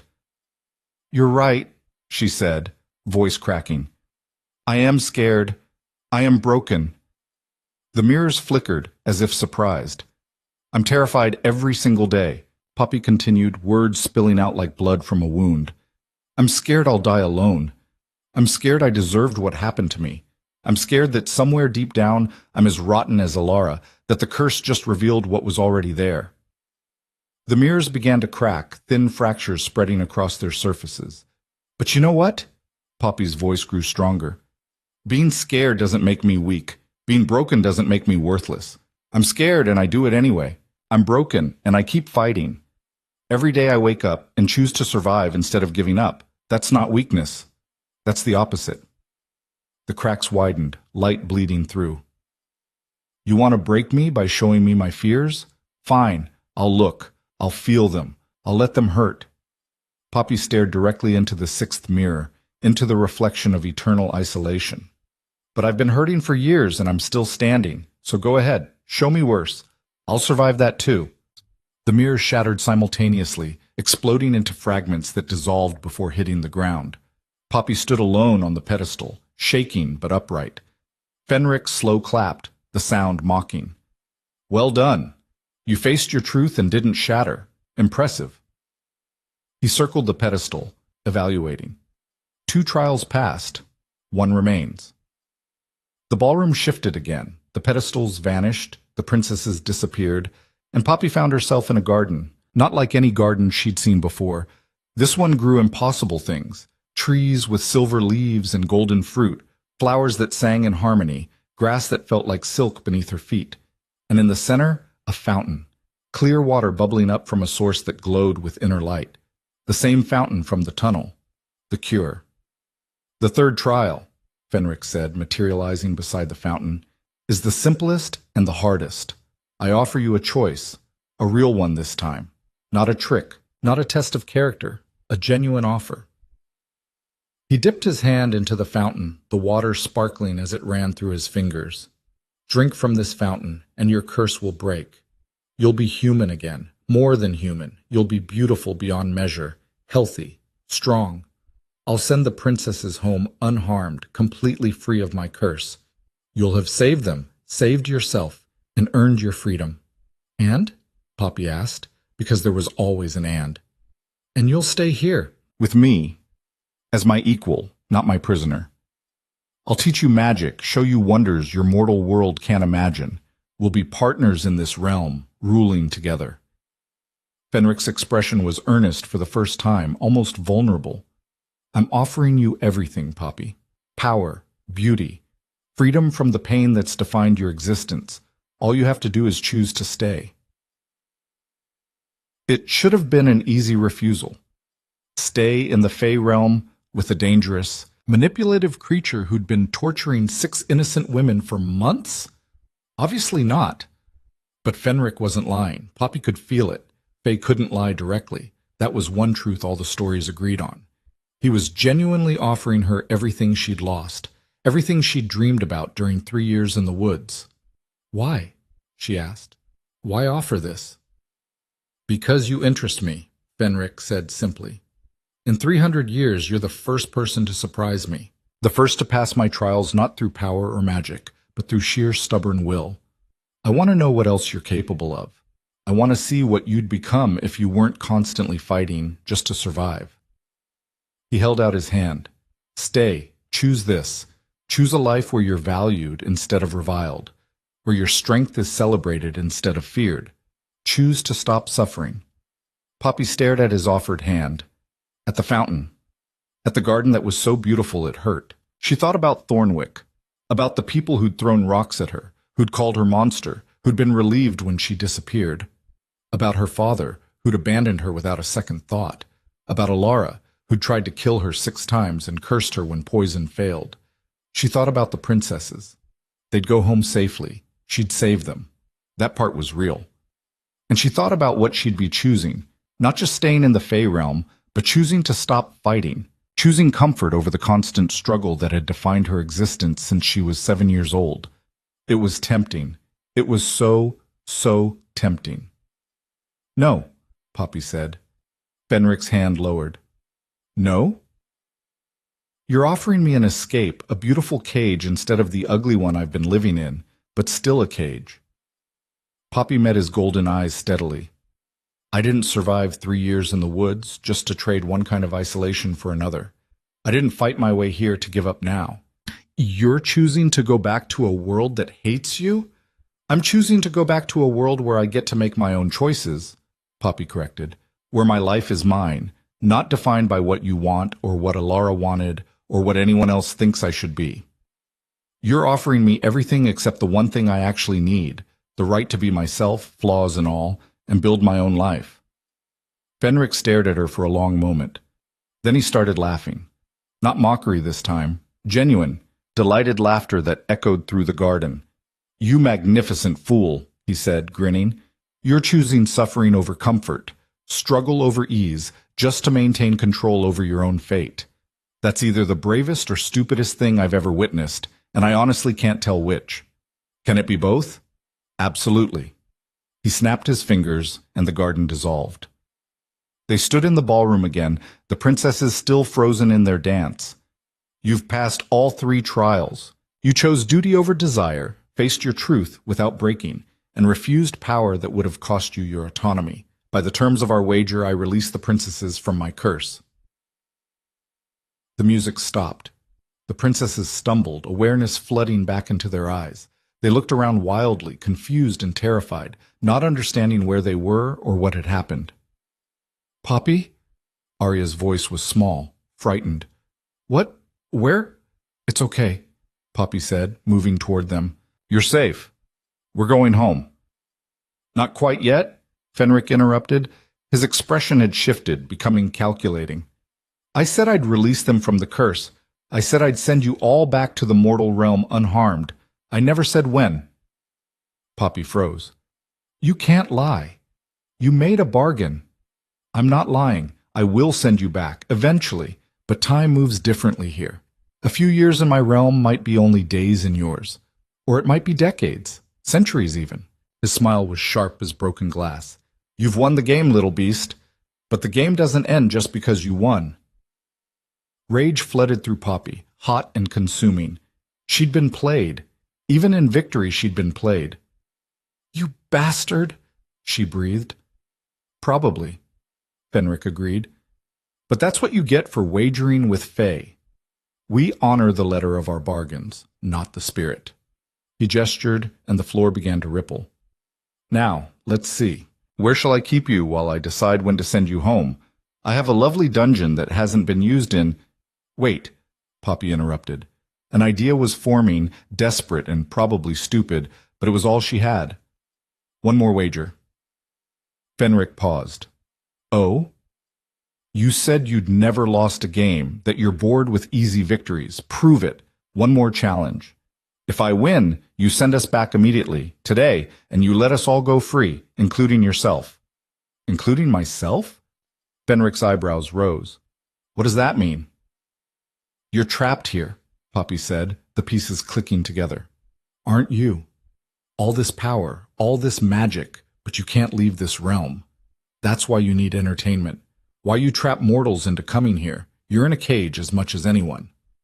The silence was deafening. The other Fae in the ballroom had gone still, watching their lord with expressions ranging from shock to fear. Choose your next words carefully, Fenric said softly, dangerously. I'm right, Poppy pressed. And I'm offering you a way out. A real challenge, a real game with real stakes. If I win, you come back with us. To the mortal realm, free. And if you lose, then I stay here, forever, not as your equal, as whatever you want me to be. Servant, prisoner, entertainment. My choice in exchange for yours. She held out her hand the way he'd held out his. One more game, all or nothing. Fenric stared at her offered hand. His court held its collective breath. You have no idea what you're offering, he said finally. No idea what I'd do with freedom after 300 years of captivity. Probably nothing good, Poppy admitted. But I'm betting on something else. I'm betting that you're as tired of being trapped as I am. That whatever fresh hell you'd unleash on the mortal world, it's worth it for a chance to choose your own fate. You're insane. We've established that. Poppy kept her hand extended. Do we have a wager? The moment stretched, taut as a bowstring. Then Fenric's hand closed around hers, his skin cold as winter frost. We have a wager, he said. The challenge is this. Behind you is a door. It will open to a room containing 3 objects. One is truth, one is lies, and one is the key to everything. Choose correctly, and we all go free. Choose wrong, and you're mine forever. His smile was vicious. And just to make it interesting, you have to choose without looking, without touching, without using any of your senses except intuition and trust. A door materialized behind Poppy, golden and ornate and radiating menace. That's impossible, she said. Yes, Fenric agreed, but you don't have any other option, so will you trust your instincts or will you fold? Poppy turned to face the door. Behind her, she felt the princess's terror, their exhaustion, their desperate hope. She felt Fenric's predatory anticipation, his certainty that she'd fail. She thought about her life, about every impossible choice she'd faced, every moment she should have died but didn't, about poison and curses and 3 years in the woods, about surviving when survival should have been impossible. "I'll play," she said. The door opened. The room beyond the door was empty. Not dark, not filled with mysterious objects, just empty. White walls, white floor, white ceiling, nothing to choose from because there was nothing there. Poppy stood in the doorway, confusion warring with suspicion. "There's nothing here." "Isn't there?" Fenric's voice came from behind her, amused. "Look closer, or rather, don't look. That was the rule." She closed her eyes, forcing herself to think. The challenge was to choose between 3 objects: truth, lies, and the key to everything, without using her senses. But there were no objects, which meant either Fenric had lied about the challenge, or the objects existed in a way she couldn't perceive normally, or the challenge itself was the trick. "I choose the door," Poppy said. Silence. Then Fenric's laughter, sharp and surprised. "What?" "The door, that's my choice." Poppy turned to face him, certainty building. "You said 3 objects, truth, lies, and the key to everything. But you never said they were in the room. The door is an object. It's solid, real, something I can touch and verify." "And how does a door qualify as any of the 3 options?" "Truth, because it's honestly what it appears to be. No illusion, no trick. Lies, because it promised something behind it that didn't exist. And the key to everything, because it's literally the way through." Poppy smiled, feeling the logic click into place. "You made the challenge impossible by removing the choices. So I'm choosing the only real thing in front of me." Fenric stared at her. His court had gone completely silent, watching their lord with something that looked like shock. "That's—" he started, then stopped. Started again. "That's not how anyone's ever interpreted that challenge before." "Did I get it wrong?" "No." The word came out reluctantly, almost bewildered. "No, you got it exactly right. The door was the answer. Truth, lies, and passage all in one object. I've given this challenge to 11 people over 3 centuries. Every single one walked into the room looking for items that didn't exist and failed when they couldn't find anything." He laughed, the sound containing genuine surprise. "But you didn't even enter. You saw the trick and refused to play it." "So we have a deal?" Poppy pressed. "We all go free? Including you?" Fenric's expression shifted, becoming something Poppy couldn't quite read. "We have a deal. By the terms of our wager, I release the princesses from my curse. I send you all back to the mortal realm immediately, and I—" He paused, as if the words were foreign in his mouth. "I come with you, free of this realm's binding." The ballroom began to dissolve around them, reality unraveling at the edges.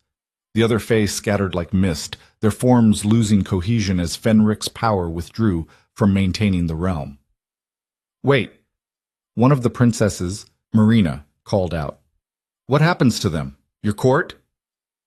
"They're bound to this realm, not to me," Fenric said dismissively. "They'll survive. They always do. Fae are excellent at adapting to new management." "New management?" Poppy asked. "This realm needs a ruler. Without me, it'll choose someone else. Probably Siobhan. She's been angling for my position for decades." He gestured, and the portal appeared before them, swirling silver and shadow. "Shall we? I'd rather not be here when the power transfer happens. It gets messy." The princesses didn't need to be told twice. Arya went first, then Selena, then the others in quick succession. Each stepped through the portal and vanished. Poppy hesitated at the threshold.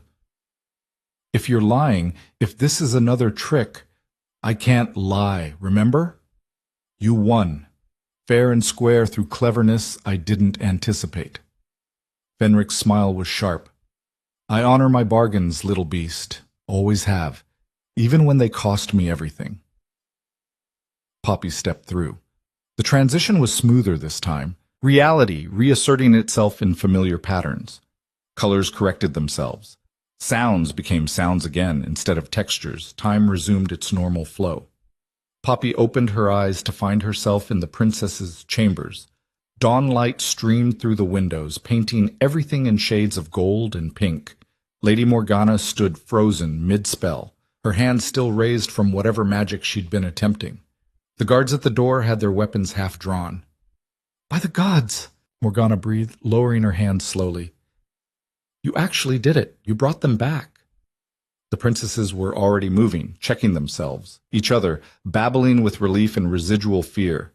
Arya was crying. Serafina was laughing. Selena was holding Marina like she'd never let go. And Fenric stood in the center of the room, looking around with an expression of wonder that made him seem younger, less predatory, almost vulnerable. "Mortal realm," he said softly. "It's been so long I'd forgotten how it feels, how it smells." He held up one hand, watching dust motes dance in the sunlight. "Everything is so temporary here, so fragile. That's what makes it valuable," Poppy said. "Perhaps." Fenric turned to her, and for just a moment something like respect flickered in those golden eyes. "You surprised me. 4 times now. That's a record." "Only 4. I'm disappointed in myself." "Don't be. Most people never surprise me once." He moved toward the window, drinking in the view of the city below. "So, what happens now? You've saved the princesses, proven your innocence, and freed an ancient Fey lord from his prison. Where do you go from here?" Good question. Poppy hadn't thought that far ahead. She'd been so focused on survival, on winning, on not dying that she hadn't considered what came after. "The king," Morgana said, practical as always. "He needs to know the curse is broken, and we need to determine who framed you in the first place." Right, because saving the princesses didn't change the fact that someone had accused her of cursing them. Someone had built an elaborate frame that led guards to her cottage, that brought her here in chains. Someone still wanted her destroyed. "My stepmother," Poppy said. "It has to be her, but I still don't understand why. What does she gain from the princesses dying, from me taking the blame?" "Boy, Let's ask your king," Fenric suggested. "I'm curious about this Alpha King who rules through fear. It's been centuries since I met a proper tyrant." "He's not a tyrant," Arya protested weakly. "He's just protective." Semantics. Fenric headed for the door, moving with the casual confidence of someone who'd never encountered a locked door that could keep him out. "Shall we? I want to see his face when he realizes his sister's savior is a cursed monster and an ancient Fey." Poppy exchanged glances with Morgana, who looked torn between professional interest and deep concern. "This should be interesting," the older woman muttered. Aldrich's council chamber was in session when they arrived, the guards too shocked by the sight of the healthy princesses to do more than stare. The king himself stood at a massive table covered in maps and documents, Lord Castellan at his side, several other nobles and military leaders arranged around the room. He looked up as the doors opened, and the expression that crossed his face was pure shock. "Serafina?" His voice cracked slightly, the iron control slipping. "You're... all of you... We're fine," Serafina said, stepping forward. "The curse is broken. Poppy broke it." Every eye in the room turned to Poppy. She fought the urge to step back, to hide, to make herself smaller. She'd faced down Fey lords and impossible trials. She could handle a room full of nobles. Probably. "Explain," Aldrich commanded, his gaze moving from Poppy to Fenric with obvious suspicion. "Now. All of it." So they did. Poppy explained the portal, the Fey realm, Fenric's trials. The princesses filled in details about the dancing, the exhaustion, the 4 months of slow death. Morgana provided magical context, explaining the sophistication of the curse. Through it all, Aldrich listened with an expression like carved stone. When they finished, the silence was heavy enough to suffocate. "And him?" Aldrich gestured to Fenric. "What is he?" "I'm the Fey Lord who cursed your sisters," Fenric said cheerfully. "Also the one who's now freed them, so really, it balances out." "Balances?" Aldrich looked like he might have a stroke.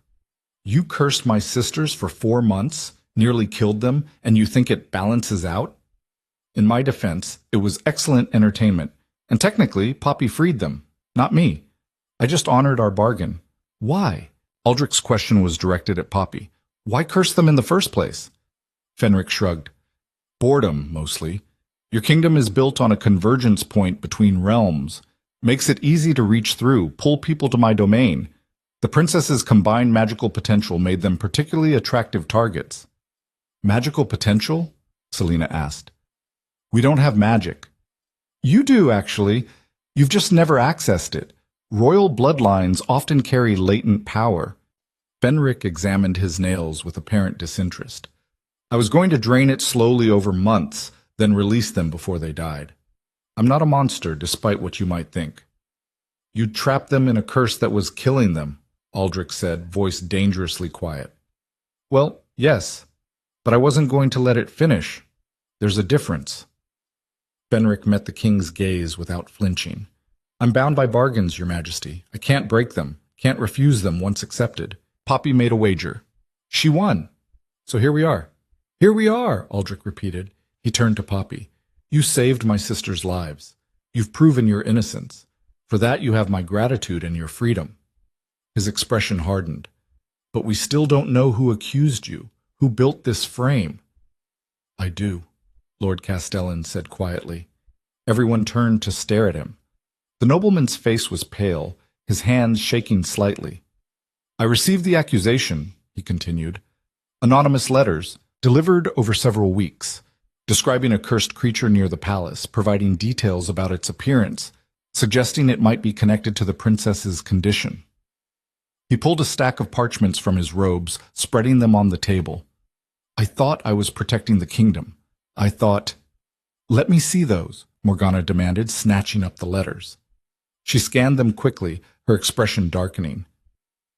These were written by someone with knowledge of court protocols, formal language, access to expensive parchment. And look, she held one up to the light. There's a watermark, Thornwick Merchant Guild. Poppy's blood went cold. My father's guild. Your stepmother would have access to his supplies, Morgana said. The parchment, the official seals, everything needed to make these look legitimate. But why? Arya asked. Why go through all this trouble? Because she wanted to make sure I stayed gone, Poppy said, the pieces finally clicking together. Permanently. It wasn't enough to curse me, to drive me into the woods. She needed me dead. But she couldn't just kill me outright. Too many questions, too much risk. So she waited. Waited for the perfect opportunity to frame me for something that would guarantee my execution. And the princess's curse gave her that opportunity, Morgana finished. She didn't create it. That was Fenric. But when she learned about it, she saw a way to use it against you. How did she even know about the curse? Serafina demanded. Court gossip travels, Lord Castellan said quietly. The princess's condition wasn't exactly secret. Half the kingdom knew something was wrong in the palace. Aldrich's hands clenched into fists. So this woman, this merchant's wife from a backwater village, orchestrated an elaborate frame to ensure a girl she already cursed would be executed for crimes she didn't commit. Is that what you're telling me? Yes, Poppy said. That's exactly what I'm telling you. Then we arrest her, bring her here for trial, charge her with false accusation, conspiracy, whatever else we can make stick. Aldrich's tone left no room for argument. No one manipulates my justice system and walks away.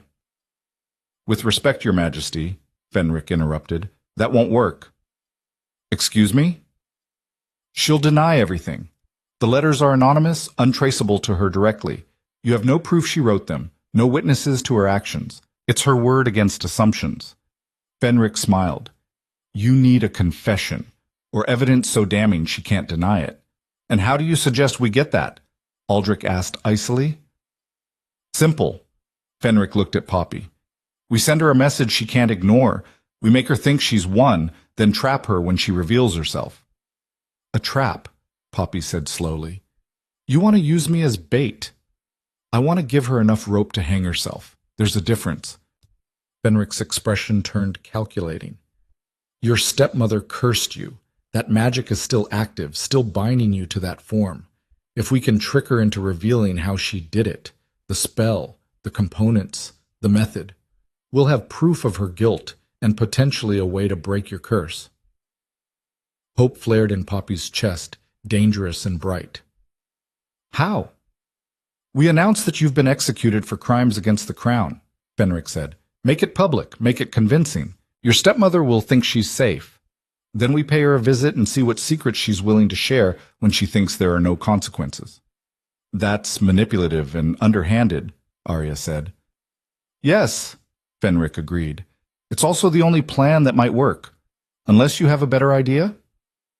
Silence. Nobody did. Aldrich studied Poppy for a long moment. It's your choice. Your stepmother, your curse, your risk. I won't order you to do this. Poppy thought about Alara, about 8 years of poison and cruelty, about the curse that stole her life, about 3 years of isolation and the frame that nearly ended in execution. About all of it, every terrible moment, and how Alara had orchestrated it with smiles and fake concern. I'll do it, she said. Set the trap. Let's see if she's stupid enough to spring it. The announcement went out the next day.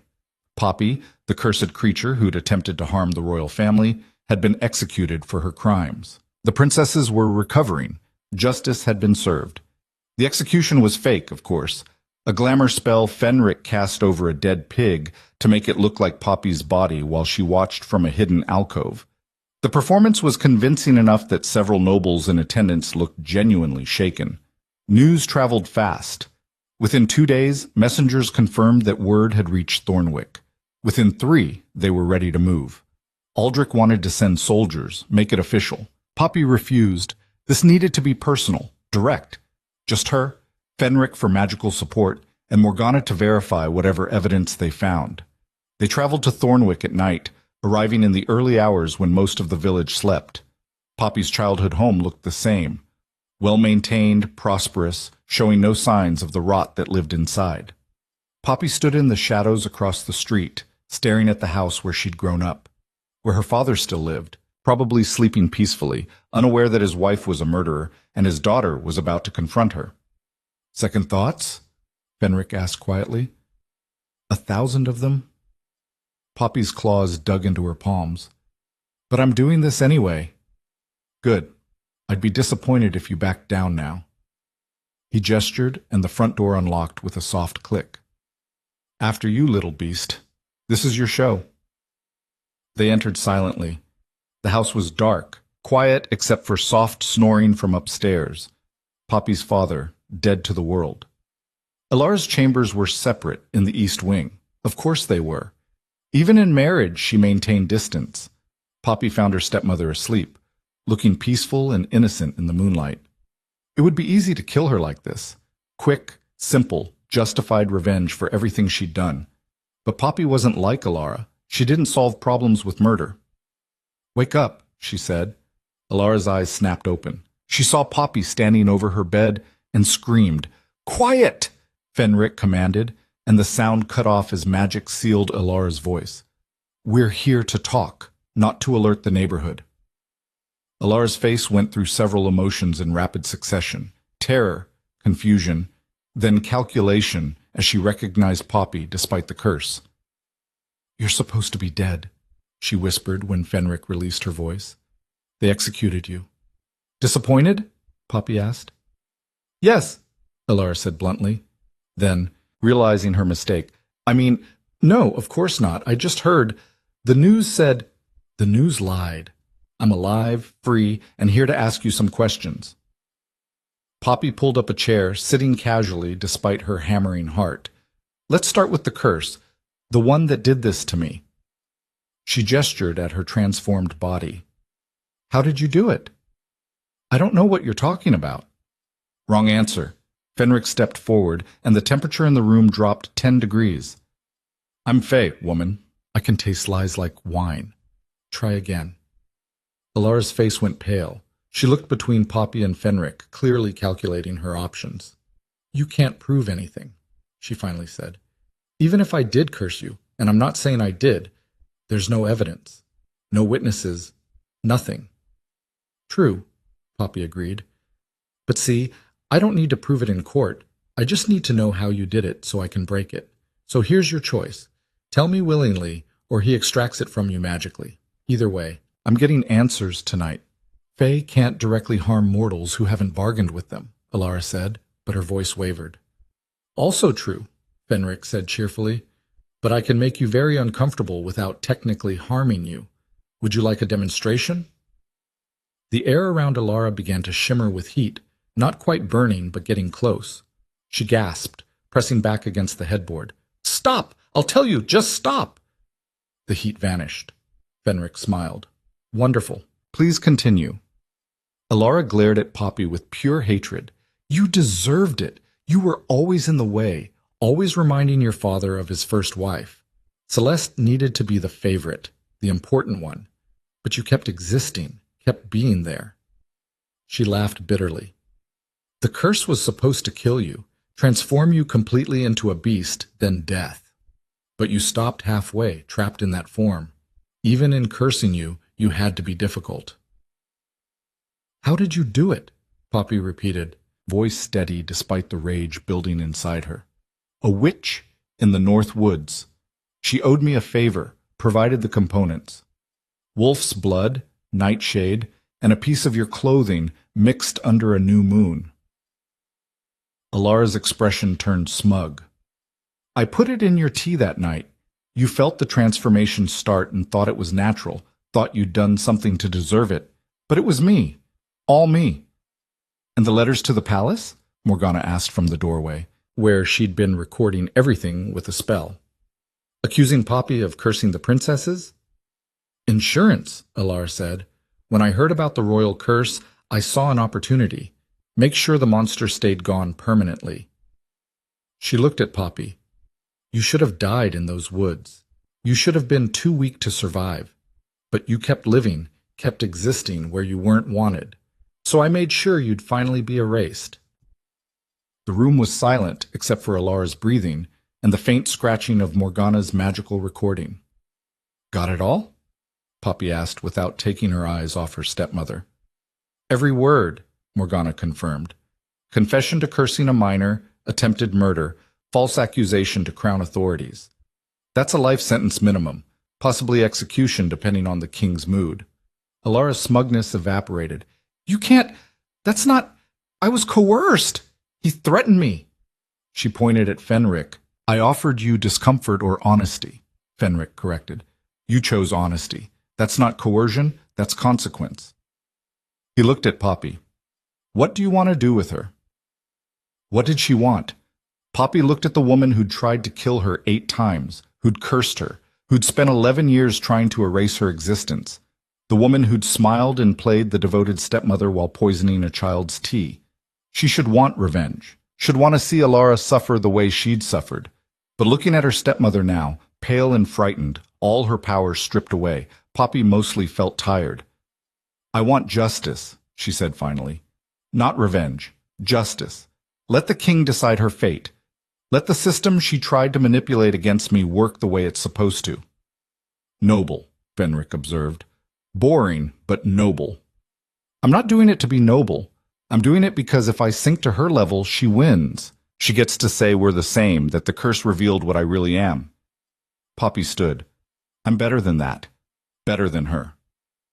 Guards arrived at dawn to collect Alara, summoned by Morgana's message spell. Poppy's father woke to find his wife in chains and his cursed daughter standing in the hallway. His face went through several emotions before settling on confused guilt. Poppy? He said uncertainly. You're alive. No thanks to you, she said quietly. You let her curse me. You hid me away instead of protecting me. You chose her over your own daughter. I didn't know. She said you were cursed, that there was nothing. You didn't ask questions, didn't investigate, didn't care enough to make sure I was safe. Poppy felt tears threatening, but refused to let them fall. Not here. Not for him. She tried to kill me 8 times before the curse, and you never noticed. Or you noticed and didn't care. Either way, you failed me. He opened his mouth, closed it. No defense came. I don't know if I can forgive you, Poppy continued. Maybe someday, but not today. Today I just need you to know that I survived despite you, not because of you, and that I'm going to keep surviving, Keep fighting. Keep proving that I deserved better than what you gave me." She turned and walked away, leaving him standing in the hallway looking broken. It should have felt like victory. It didn't. It felt like closing a wound that had been bleeding for 11 years, necessary, painful, and nowhere near healed. They returned to Silvercrest with Ilara in custody. The trial was swift and brutal. The confession Morgana had recorded, leaving no room for defense. Ilara was sentenced to life imprisonment in the royal dungeons, stripped of all titles and property. Celeste, golden, perfect Celeste, appeared at the trial looking lost and frightened. She testified that she'd never known about her mother's actions, had believed Poppy was cursed naturally. Poppy didn't know if that was true or convenient, and frankly didn't care anymore. The princesses recovered quickly once the curse was broken, their strength returning with each day. They were grateful, effusive in their thanks, and Poppy found herself unexpectedly adopted into their circle. Arya in particular refused to leave her alone, chattering about everything and nothing while Poppy tried to figure out what came next, because the curse was still there. Ilara had confessed to the method, but knowing how it was cast didn't automatically break it. The witch who'd provided the components was dead. Morgana confirmed that through her contacts. The spell was old, complex, designed to be permanent. Poppy was still a monster, still trapped halfway between human and wolf. "Don't look so defeated," Fenric said, finding her on the palace balcony 3 days after Ilara's sentencing. "You've won everything else. We'll figure this out too." "Will we, or am I stuck like this forever?" "Possibly," he admitted, "but I have an idea. It's risky, potentially stupid, and will definitely hurt. Interested?" Poppy laughed despite herself. "Why not? What's one more impossible thing?" "That's the spirit." Fenric leaned against the balcony railing, looking out at the city. "Your curse is bound by the components, wolf's blood, nightshade, and a piece of your clothing. Classic transformation magic, very old school. To break it, we need to sever those connections." "How?" "By remaking the bargain. Your stepmother made you into a monster through trickery and poison. What if you chose this form willingly, accepted it as part of who you are rather than something imposed?" Poppy stared at him. "That doesn't make sense. How does choosing to be cursed break the curse?" "Because curses run on power dynamics. Someone forcing their will onto you, bending your nature against your choice. But if you claim that nature, make it yours." He shrugged. "The curse loses its foundation. No longer forced, no longer binding." "That's insane." "Yes. Also our best option."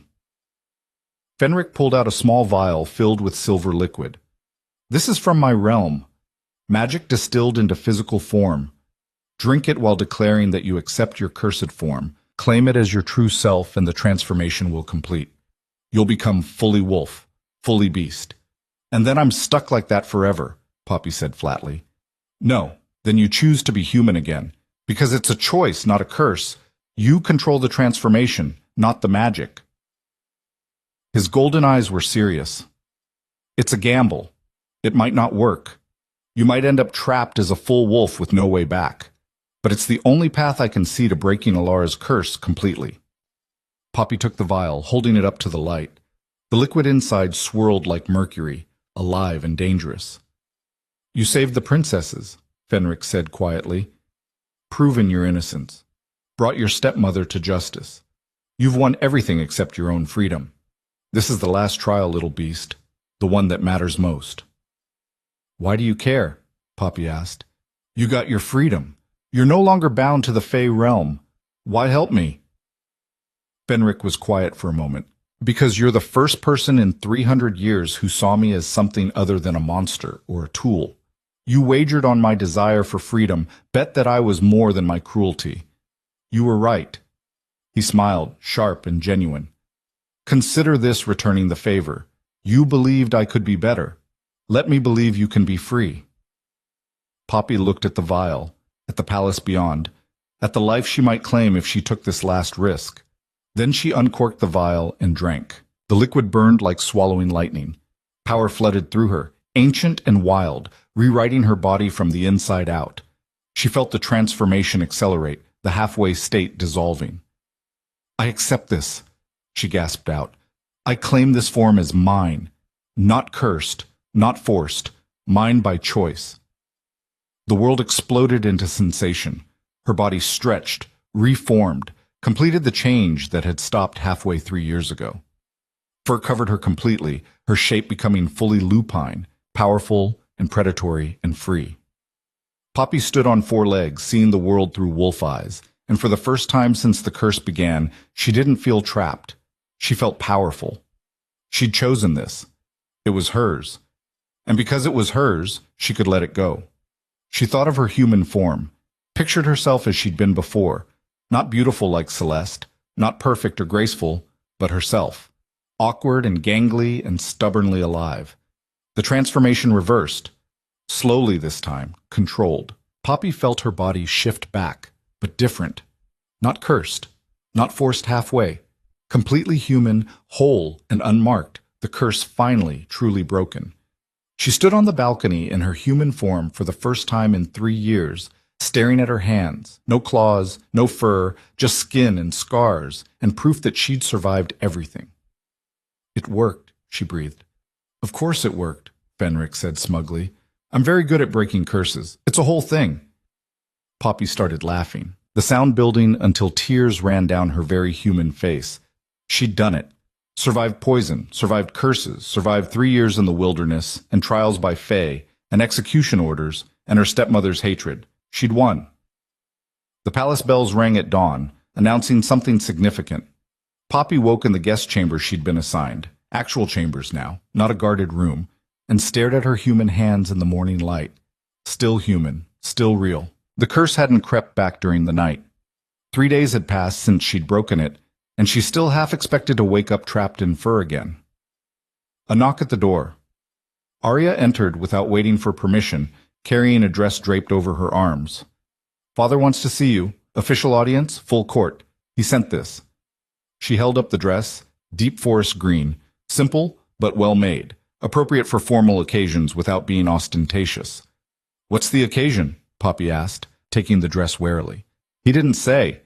But he's been in meetings with advisors all night, and messengers have been riding in and out of the palace constantly. Arya flopped onto the bed with the casual familiarity they'd developed over the past week.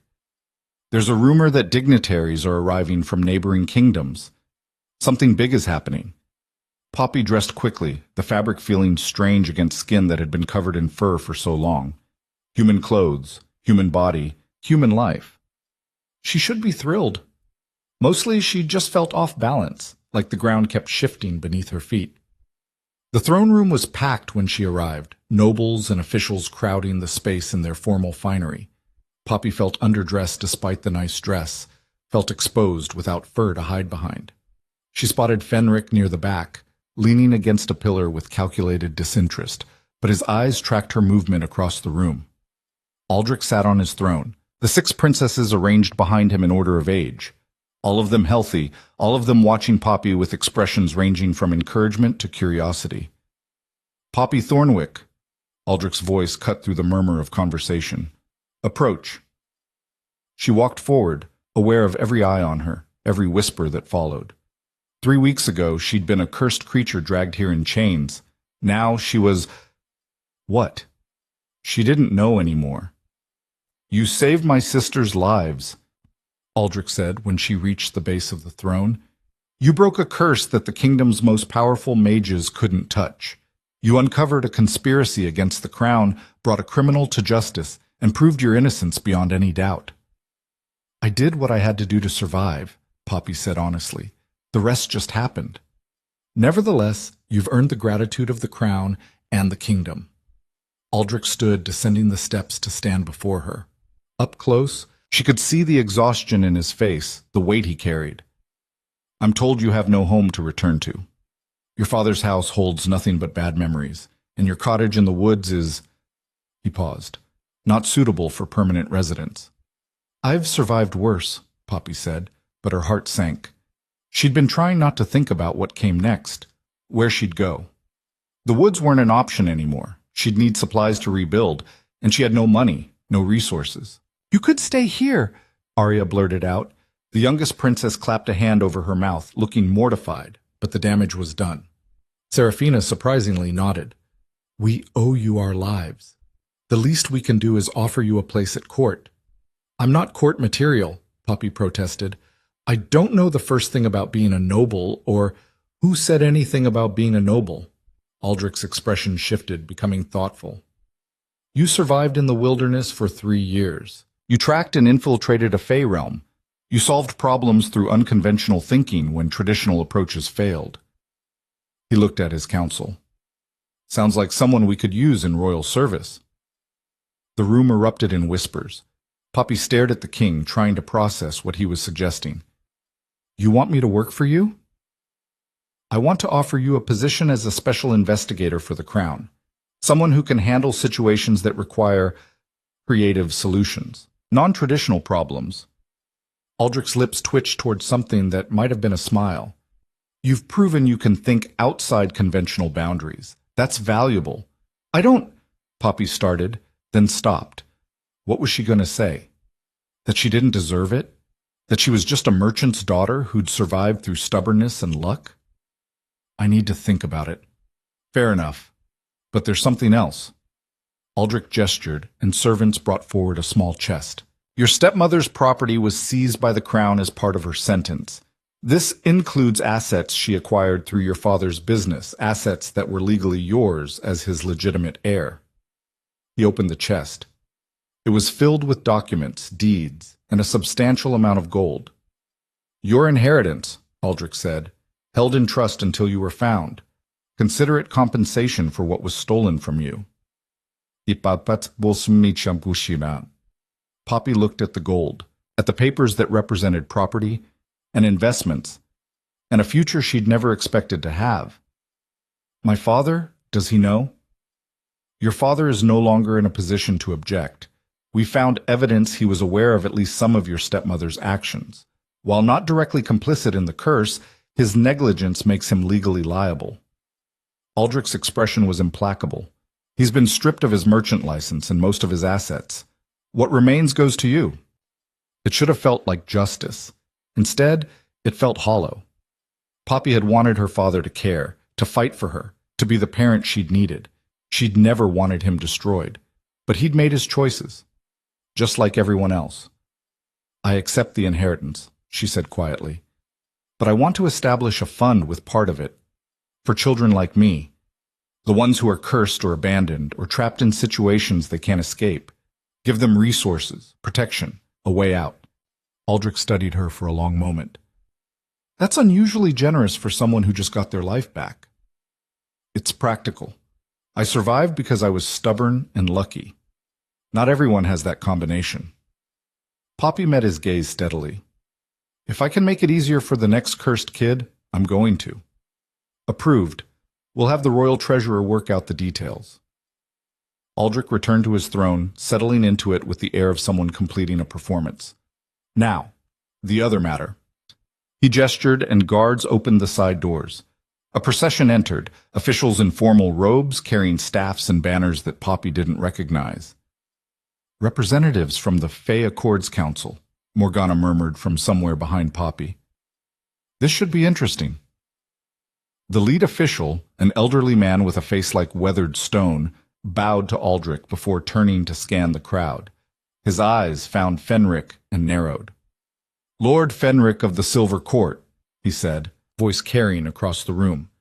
You stand in violation of your binding. You were sentenced to remain in the Between Realm for crimes against the mortal world. Your presence here constitutes a breach of the Accords. Fenric pushed off from his pillar, sauntering forward, with zero concern for the danger he was in. I was released. Legally, through a bargain fairly won. Check your precious accords. Bargains supersede bindings. Only if the bargain was made with proper authority. A cursed vagrant gambling for her life doesn't constitute proper authority. Hey, Poppy protested. I wasn't a vagrant. I had a cottage. The point stands. The bargain is invalid, which means you're in violation, which means we have authority to rebind you immediately. The official raised his staff, magic crackling along its length. Wait, Aldrich interrupted. By what law do you claim authority in my kingdom? The Fey Accords supersede mortal law in matters concerning Fey criminals. Lord Fenric is currently under my protection as a guest of the crown. You'll need to provide evidence of his crimes before I allow you to take him anywhere. The official's expression soured. His crimes are well documented. 300 years ago, he created a plague of nightmares that devastated 7 kingdoms. Thousands died. He was bound to the Between Realm as punishment. 300 years ago, Fenric said lazily. Bit of a grudge to hold, don't you think? Justice doesn't expire. No, but apparently it gets selective. Tell them about the provocation, Matthias. Tell them why I created those nightmares. The official, Matthias, went rigid. That's irrelevant. Is it? Because, from what I recall, those 7 kingdoms had just finished burning 5 Fae settlements, killing everyone inside, including children. My nightmares were retaliation for genocide. Fenric's casual demeanor had vanished, replaced by something cold and dangerous. You want to arrest me for war crimes? Fine. But let's arrest everyone, not just the Fae. The room had gone silent. Poppy looked between Fenric and Matthias, pieces clicking together. The Fae Accords Council wasn't about justice. It was about control, about making sure Fae stayed trapped, contained, punished for defending themselves. The Accords were established to prevent further bloodshed, Matthias said stiffly. Your binding was necessary for peace. My binding was political theater. You needed a scapegoat, and I was convenient. Fenric turned to Aldrich. I'm formally requesting asylum in Silvercrest. As someone who's provided valuable service to the crown, helping save the princesses, assisting in breaking a curse, contributing to criminal investigations, I believe I've earned consideration. Aldrich looked like he'd swallowed something sour. Granting asylum to a Fae lord with a history of creating nightmare plagues wasn't exactly politically safe, but refusing would mean handing Fenric over to a council that clearly had its own agenda. The Crown recognizes Lord Fenric's contributions, Aldrich said carefully. However, asylum requires vetting and approval through proper channels. I'm placing him under house arrest in the palace while we investigate the historical claims and determine the appropriate response. Unacceptable? Matthias protested. He needs to be bound immediately before— Before what? Poppy interrupted. She was tired of people talking around her, making decisions that affected her life without input. Before he defends himself? Before we hear both sides of a 300-year-old conflict? You want to punish him for retaliation against genocide, but you're not even willing to acknowledge that the genocide happened? This doesn't concern you, girl. Actually, it does. He helped save my life. He helped break my curse. He kept his bargains, even when it cost him his freedom. Poppy stepped forward, positioning herself between Matthias and Fenric. So, if you want to take him, you'll have to go through me. You can't stop us. You have no authority, no power. She has my authority, Aldrich said quietly. And in my kingdom, that's more than sufficient. Lord Fenric remains under crown protection until proper investigation is completed. If you have complaints, file them through diplomatic channels. Matthias looked like he might argue further, but the guards had moved into position around the throne, hands on weapons. The message was clear. This conversation was over. The council will remember this, Matthias said coldly. Harboring a criminal makes you complicit in his crimes. Then I suppose we'll have to investigate those crimes thoroughly. Wouldn't want to be complicit in something that turns out to be justified self-defense. Aldrich's tone could have frozen water. You're dismissed. The council representatives left in a storm of offended dignity and thinly veiled threats. When the doors closed behind them, the tension in the room shifted from diplomatic to exhausted. Well, Fenric said brightly, that was fun. We should do it again sometime. You, Aldrich pointed at him, are more trouble than you're worth. Probably. But I'm interesting trouble, which is better than boring compliance. House arrest, palace grounds. One step outside and I'll let them take you myself. Fenric bowed with exaggerated courtesy. Your Majesty is too kind. As the court began to disperse, Arya grabbed Poppy's arm. That was amazing.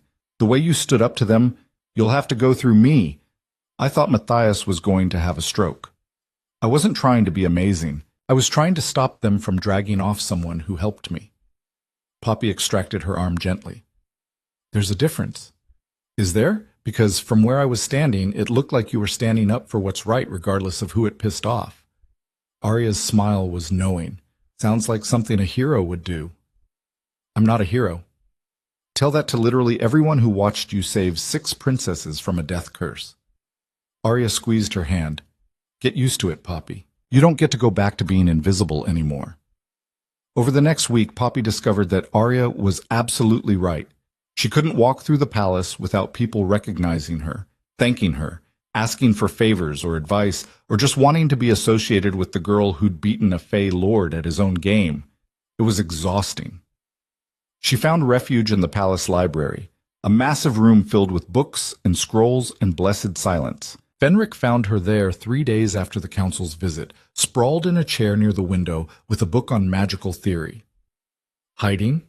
He asked, settling into the chair opposite. Reading, Poppy corrected. There's a difference. Liar.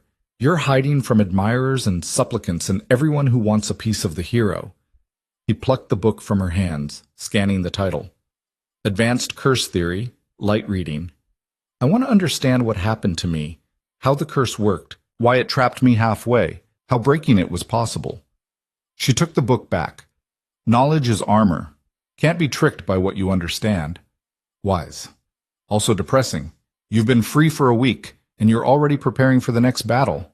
Aren't you? The council isn't going to give up. They'll find a way to force Aldrich's hand, and when they do, I'll handle it. I've been outsmarting bureaucrats for 3 centuries. I'm not worried about Matthias and his political posturing. Fenric stretched out, completely relaxed despite the danger hanging over him.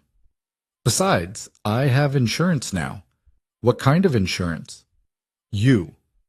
The girl who saved the princesses, broke an ancient curse, and publicly defended a Fey criminal against proper authority. Your beloved Poppy, the people's hero. If the council comes for me, you'll object. And if you object, people listen. Poppy stared at him. You're using me as a political shield. I'm recognizing that your defense of me carried weight. There's a difference. He smiled at her expression. Don't look so offended. You used my power to break your curse. I'm using your reputation to maintain my freedom. It's symbiotic. It's manipulative. Yes, also practical. You're learning. He stood, moving to browse the bookshelves. The council is investigating the historical records of the conflict that led to my binding. When they realize I wasn't lying about the genocide, they'll have a problem. Either acknowledge that their justice was selective and political, or double down and look like tyrants. What will they choose? Double down. Organizations like that always do. Admitting fault would undermine their authority. He pulled a book from the shelf, examining it. But by then, I'll have established enough value here that removing me becomes politically complicated. Aldrich's already using me as a consultant on magical threats. The princesses like me. You've defended me publicly. The longer I'm here, the harder it becomes to justify dragging me away. So your plan is to just wait them out? My plan is to become indispensable. Make myself so useful that the cost of removing me exceeds the benefit. He looked at her over the book. Same thing you're doing, actually, except you're doing it accidentally, and I'm being deliberate about it. Poppy considered that. I'm not trying to be indispensable. I'm just trying to figure out what comes next. And what does come next? Are you taking Aldrich's offer? Special investigator for the crown? I don't know. It feels like trading one cage for another. I'd be useful, valued even, but still defined by what I can do for powerful people rather than what I want for myself. So what do you want? The question stopped her. What did she want? For 3 years, she'd wanted to survive. Then she'd wanted to break the curse. Then she'd wanted justice for what Alara had done. But now, with all of that accomplished, what was left? I want to choose, she said slowly. Not react, not survive, not prove anything. Just choose what my life looks like without someone else's expectations or cruelty or bargains defining it. Ambitious, Fenric observed. Also terrifying. Freedom means responsibility for your own failures. I've been responsible for my own survival since I was 7. I think I can handle it. He smiled, genuine and almost warm. I think you can too, which is why I'm going to offer you something dangerous and probably stupid. Your specialty. Exactly. Stay at court if you want, take Aldrich's position, become the respectable hero everyone expects, or, he paused for dramatic effect, come with me. I'm establishing a practice as an independent magical consultant, someone who handles problems too weird, too dangerous, or too politically sensitive for traditional authorities. I need a partner who understands mortal concerns and can navigate situations I'd normally solve with violence or trickery. Poppy blinked. You want me to go into business with you? I want to offer you an alternative to being either a vagrant in the woods or a crown employee. We'd be equals. Partners. You handle the mortal side, I handle the magical side, and together we solve impossible problems for people who can pay. People like who? Cursed children who need resources. Families dealing with fey bargains. Villages plagued by magical threats their local authorities can't handle. Anyone caught between mortal law and magical reality who needs someone who understands both. He set the book down. You wanted to help people like you. This is how. Not through a fund that bureaucrats will eventually corrupt, but through direct action. It was tempting. More tempting than it should be. Partnership with a fey lord who'd cursed 6 princesses and created nightmare plagues? Insane. Dangerous. Probably a terrible idea. Also exactly the kind of unconventional solution that had kept her alive this long. I need to think about it, she said. Fair. Take your time. I'm not going anywhere. House arrest, remember? He headed for the door, then paused. For what it's worth, I think you'd be wasted in a traditional position. You're too strange, too sharp, too used to working outside normal boundaries. The crown would try to smooth your edges, make you fit their expectations. You'd hate it within a year. And working with you would be different? Working with me, you'd hate it within a week, but at least it would be interesting. He left, and Poppy was alone with her thoughts and a decision that felt impossibly large. 2 days later, she stood in Aldrich's private office, not the throne room with its audience and performance, but a smaller space where the king could be just a man trying to hold his kingdom together. You're refusing the position, he said before she could speak. Not a question. I'm grateful for the offer, but yes, because Fenric offered you something else. Because I need to figure out who I am without someone else's authority defining it. Crown investigator, vagrant in the woods, cursed monster. Those are all titles someone else gave me. Poppy met his gaze steadily. I want to choose my own title for once. Aldrich was quiet, studying her. You know he's dangerous, that he's using you as much as you'd be using him. I know. I also know he kept his bargains when he didn't have to, that he helped break my curse when he could have walked away. That underneath the cruelty and games, there's something that understands what it's like to be trapped by other people's decisions. You're defending him again. I'm understanding him. There's a difference. She straightened. I'm taking part of my inheritance to establish that fund we discussed, for cursed and abandoned children. The rest I'm using to set up a practice with Fenric, independent magical consultation and problem solving. We'll handle cases that fall through the cracks between mortal law and magical reality. And if the Fey Accords Council objects to you working with him, then they'll have to deal with me too. I'm good at being inconvenient when necessary. Aldrich almost smiled. You are at that. Very well, I won't stop you, but I reserve the right to hire you for particularly difficult problems. Contract basis only, no authority, no obligation to follow orders I disagree with. Agreed. You drive a hard bargain for someone who just got their life back. I learned from the best, Poppy said, thinking of Fenric and his impossible games. She left the office feeling lighter than she had in years. No crown authority, no obligation to prove herself, no cage with prettier bars. Just a choice freely made and a future that was actually hers.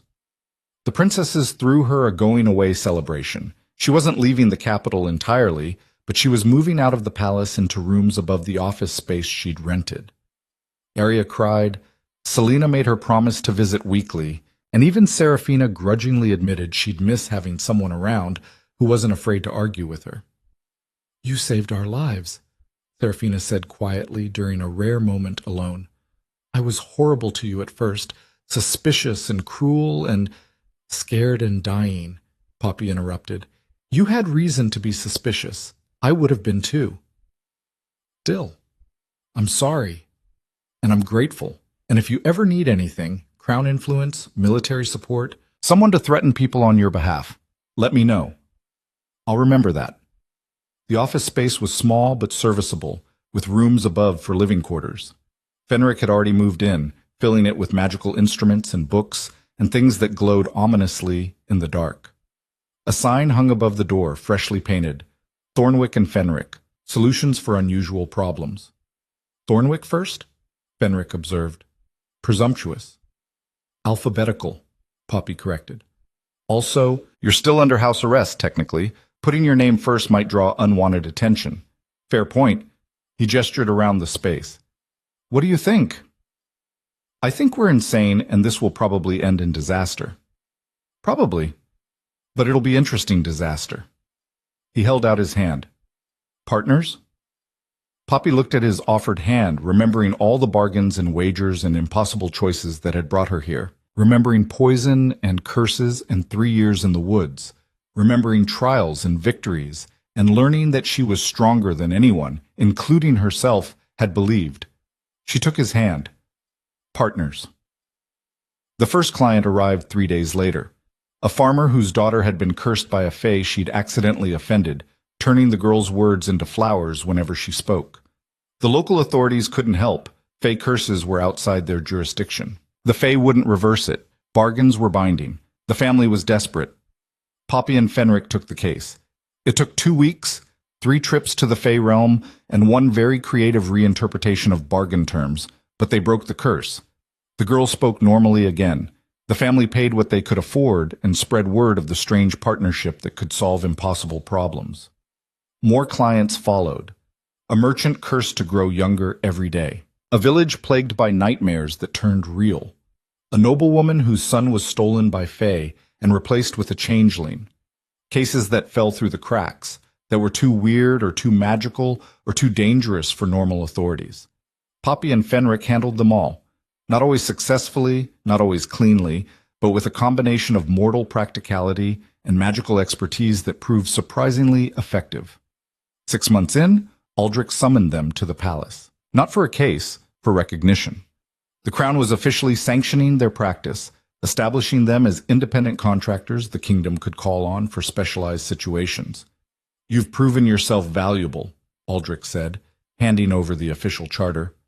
Both of you, even you, Fenric, despite my better judgment. I'm touched, Your Majesty, truly.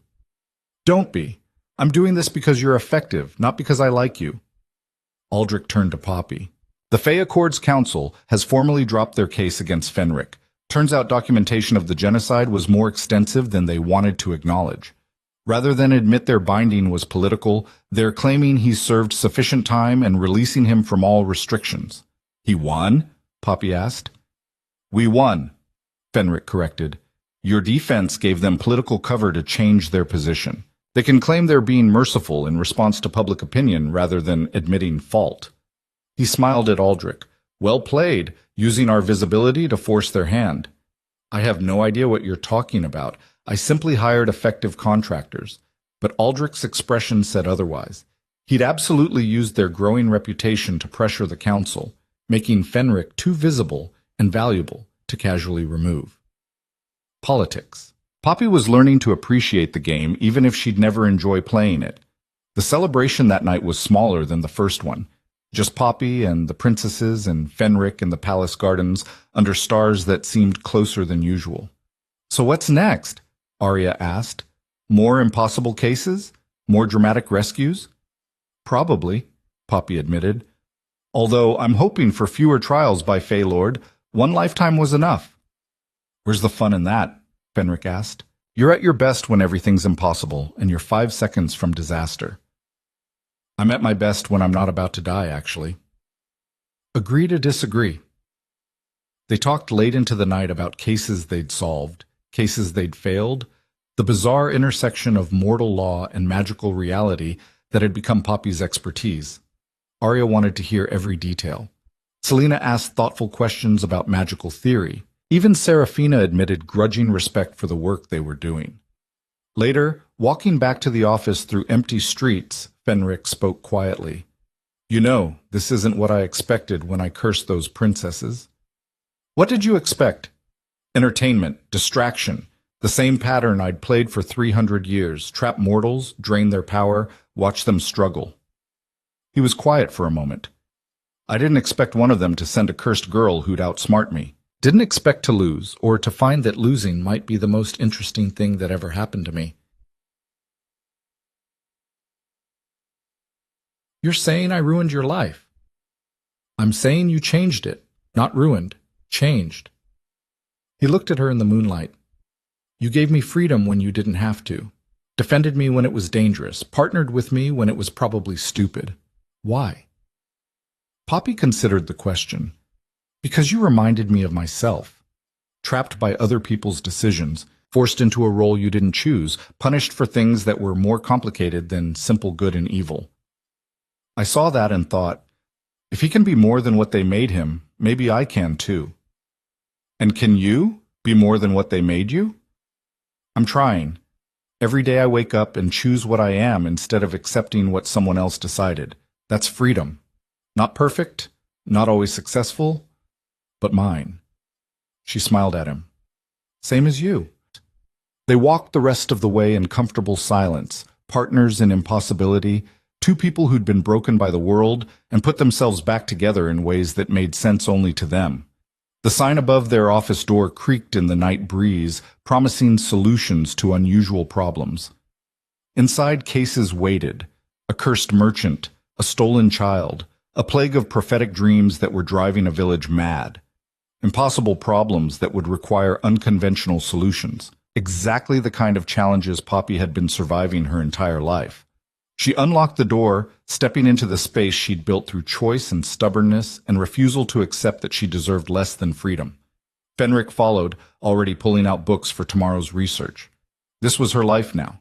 Not perfect, not safe, definitely not what anyone had expected for the cursed girl from Thornwick, but it was hers, built on her terms, defined by her choices, belonging to no one but herself. The world had called her monster, tried to destroy her, cursed her into something feared and rejected. She'd survived all of it and built something better from the ruins. Not a fairy tale ending. Real life didn't work that way. But a beginning of partnership, purpose, and the freedom to choose her own path forward. And for Poppy Thornwick, who'd spent most of her life fighting just to survive, that was more than enough. That was everything.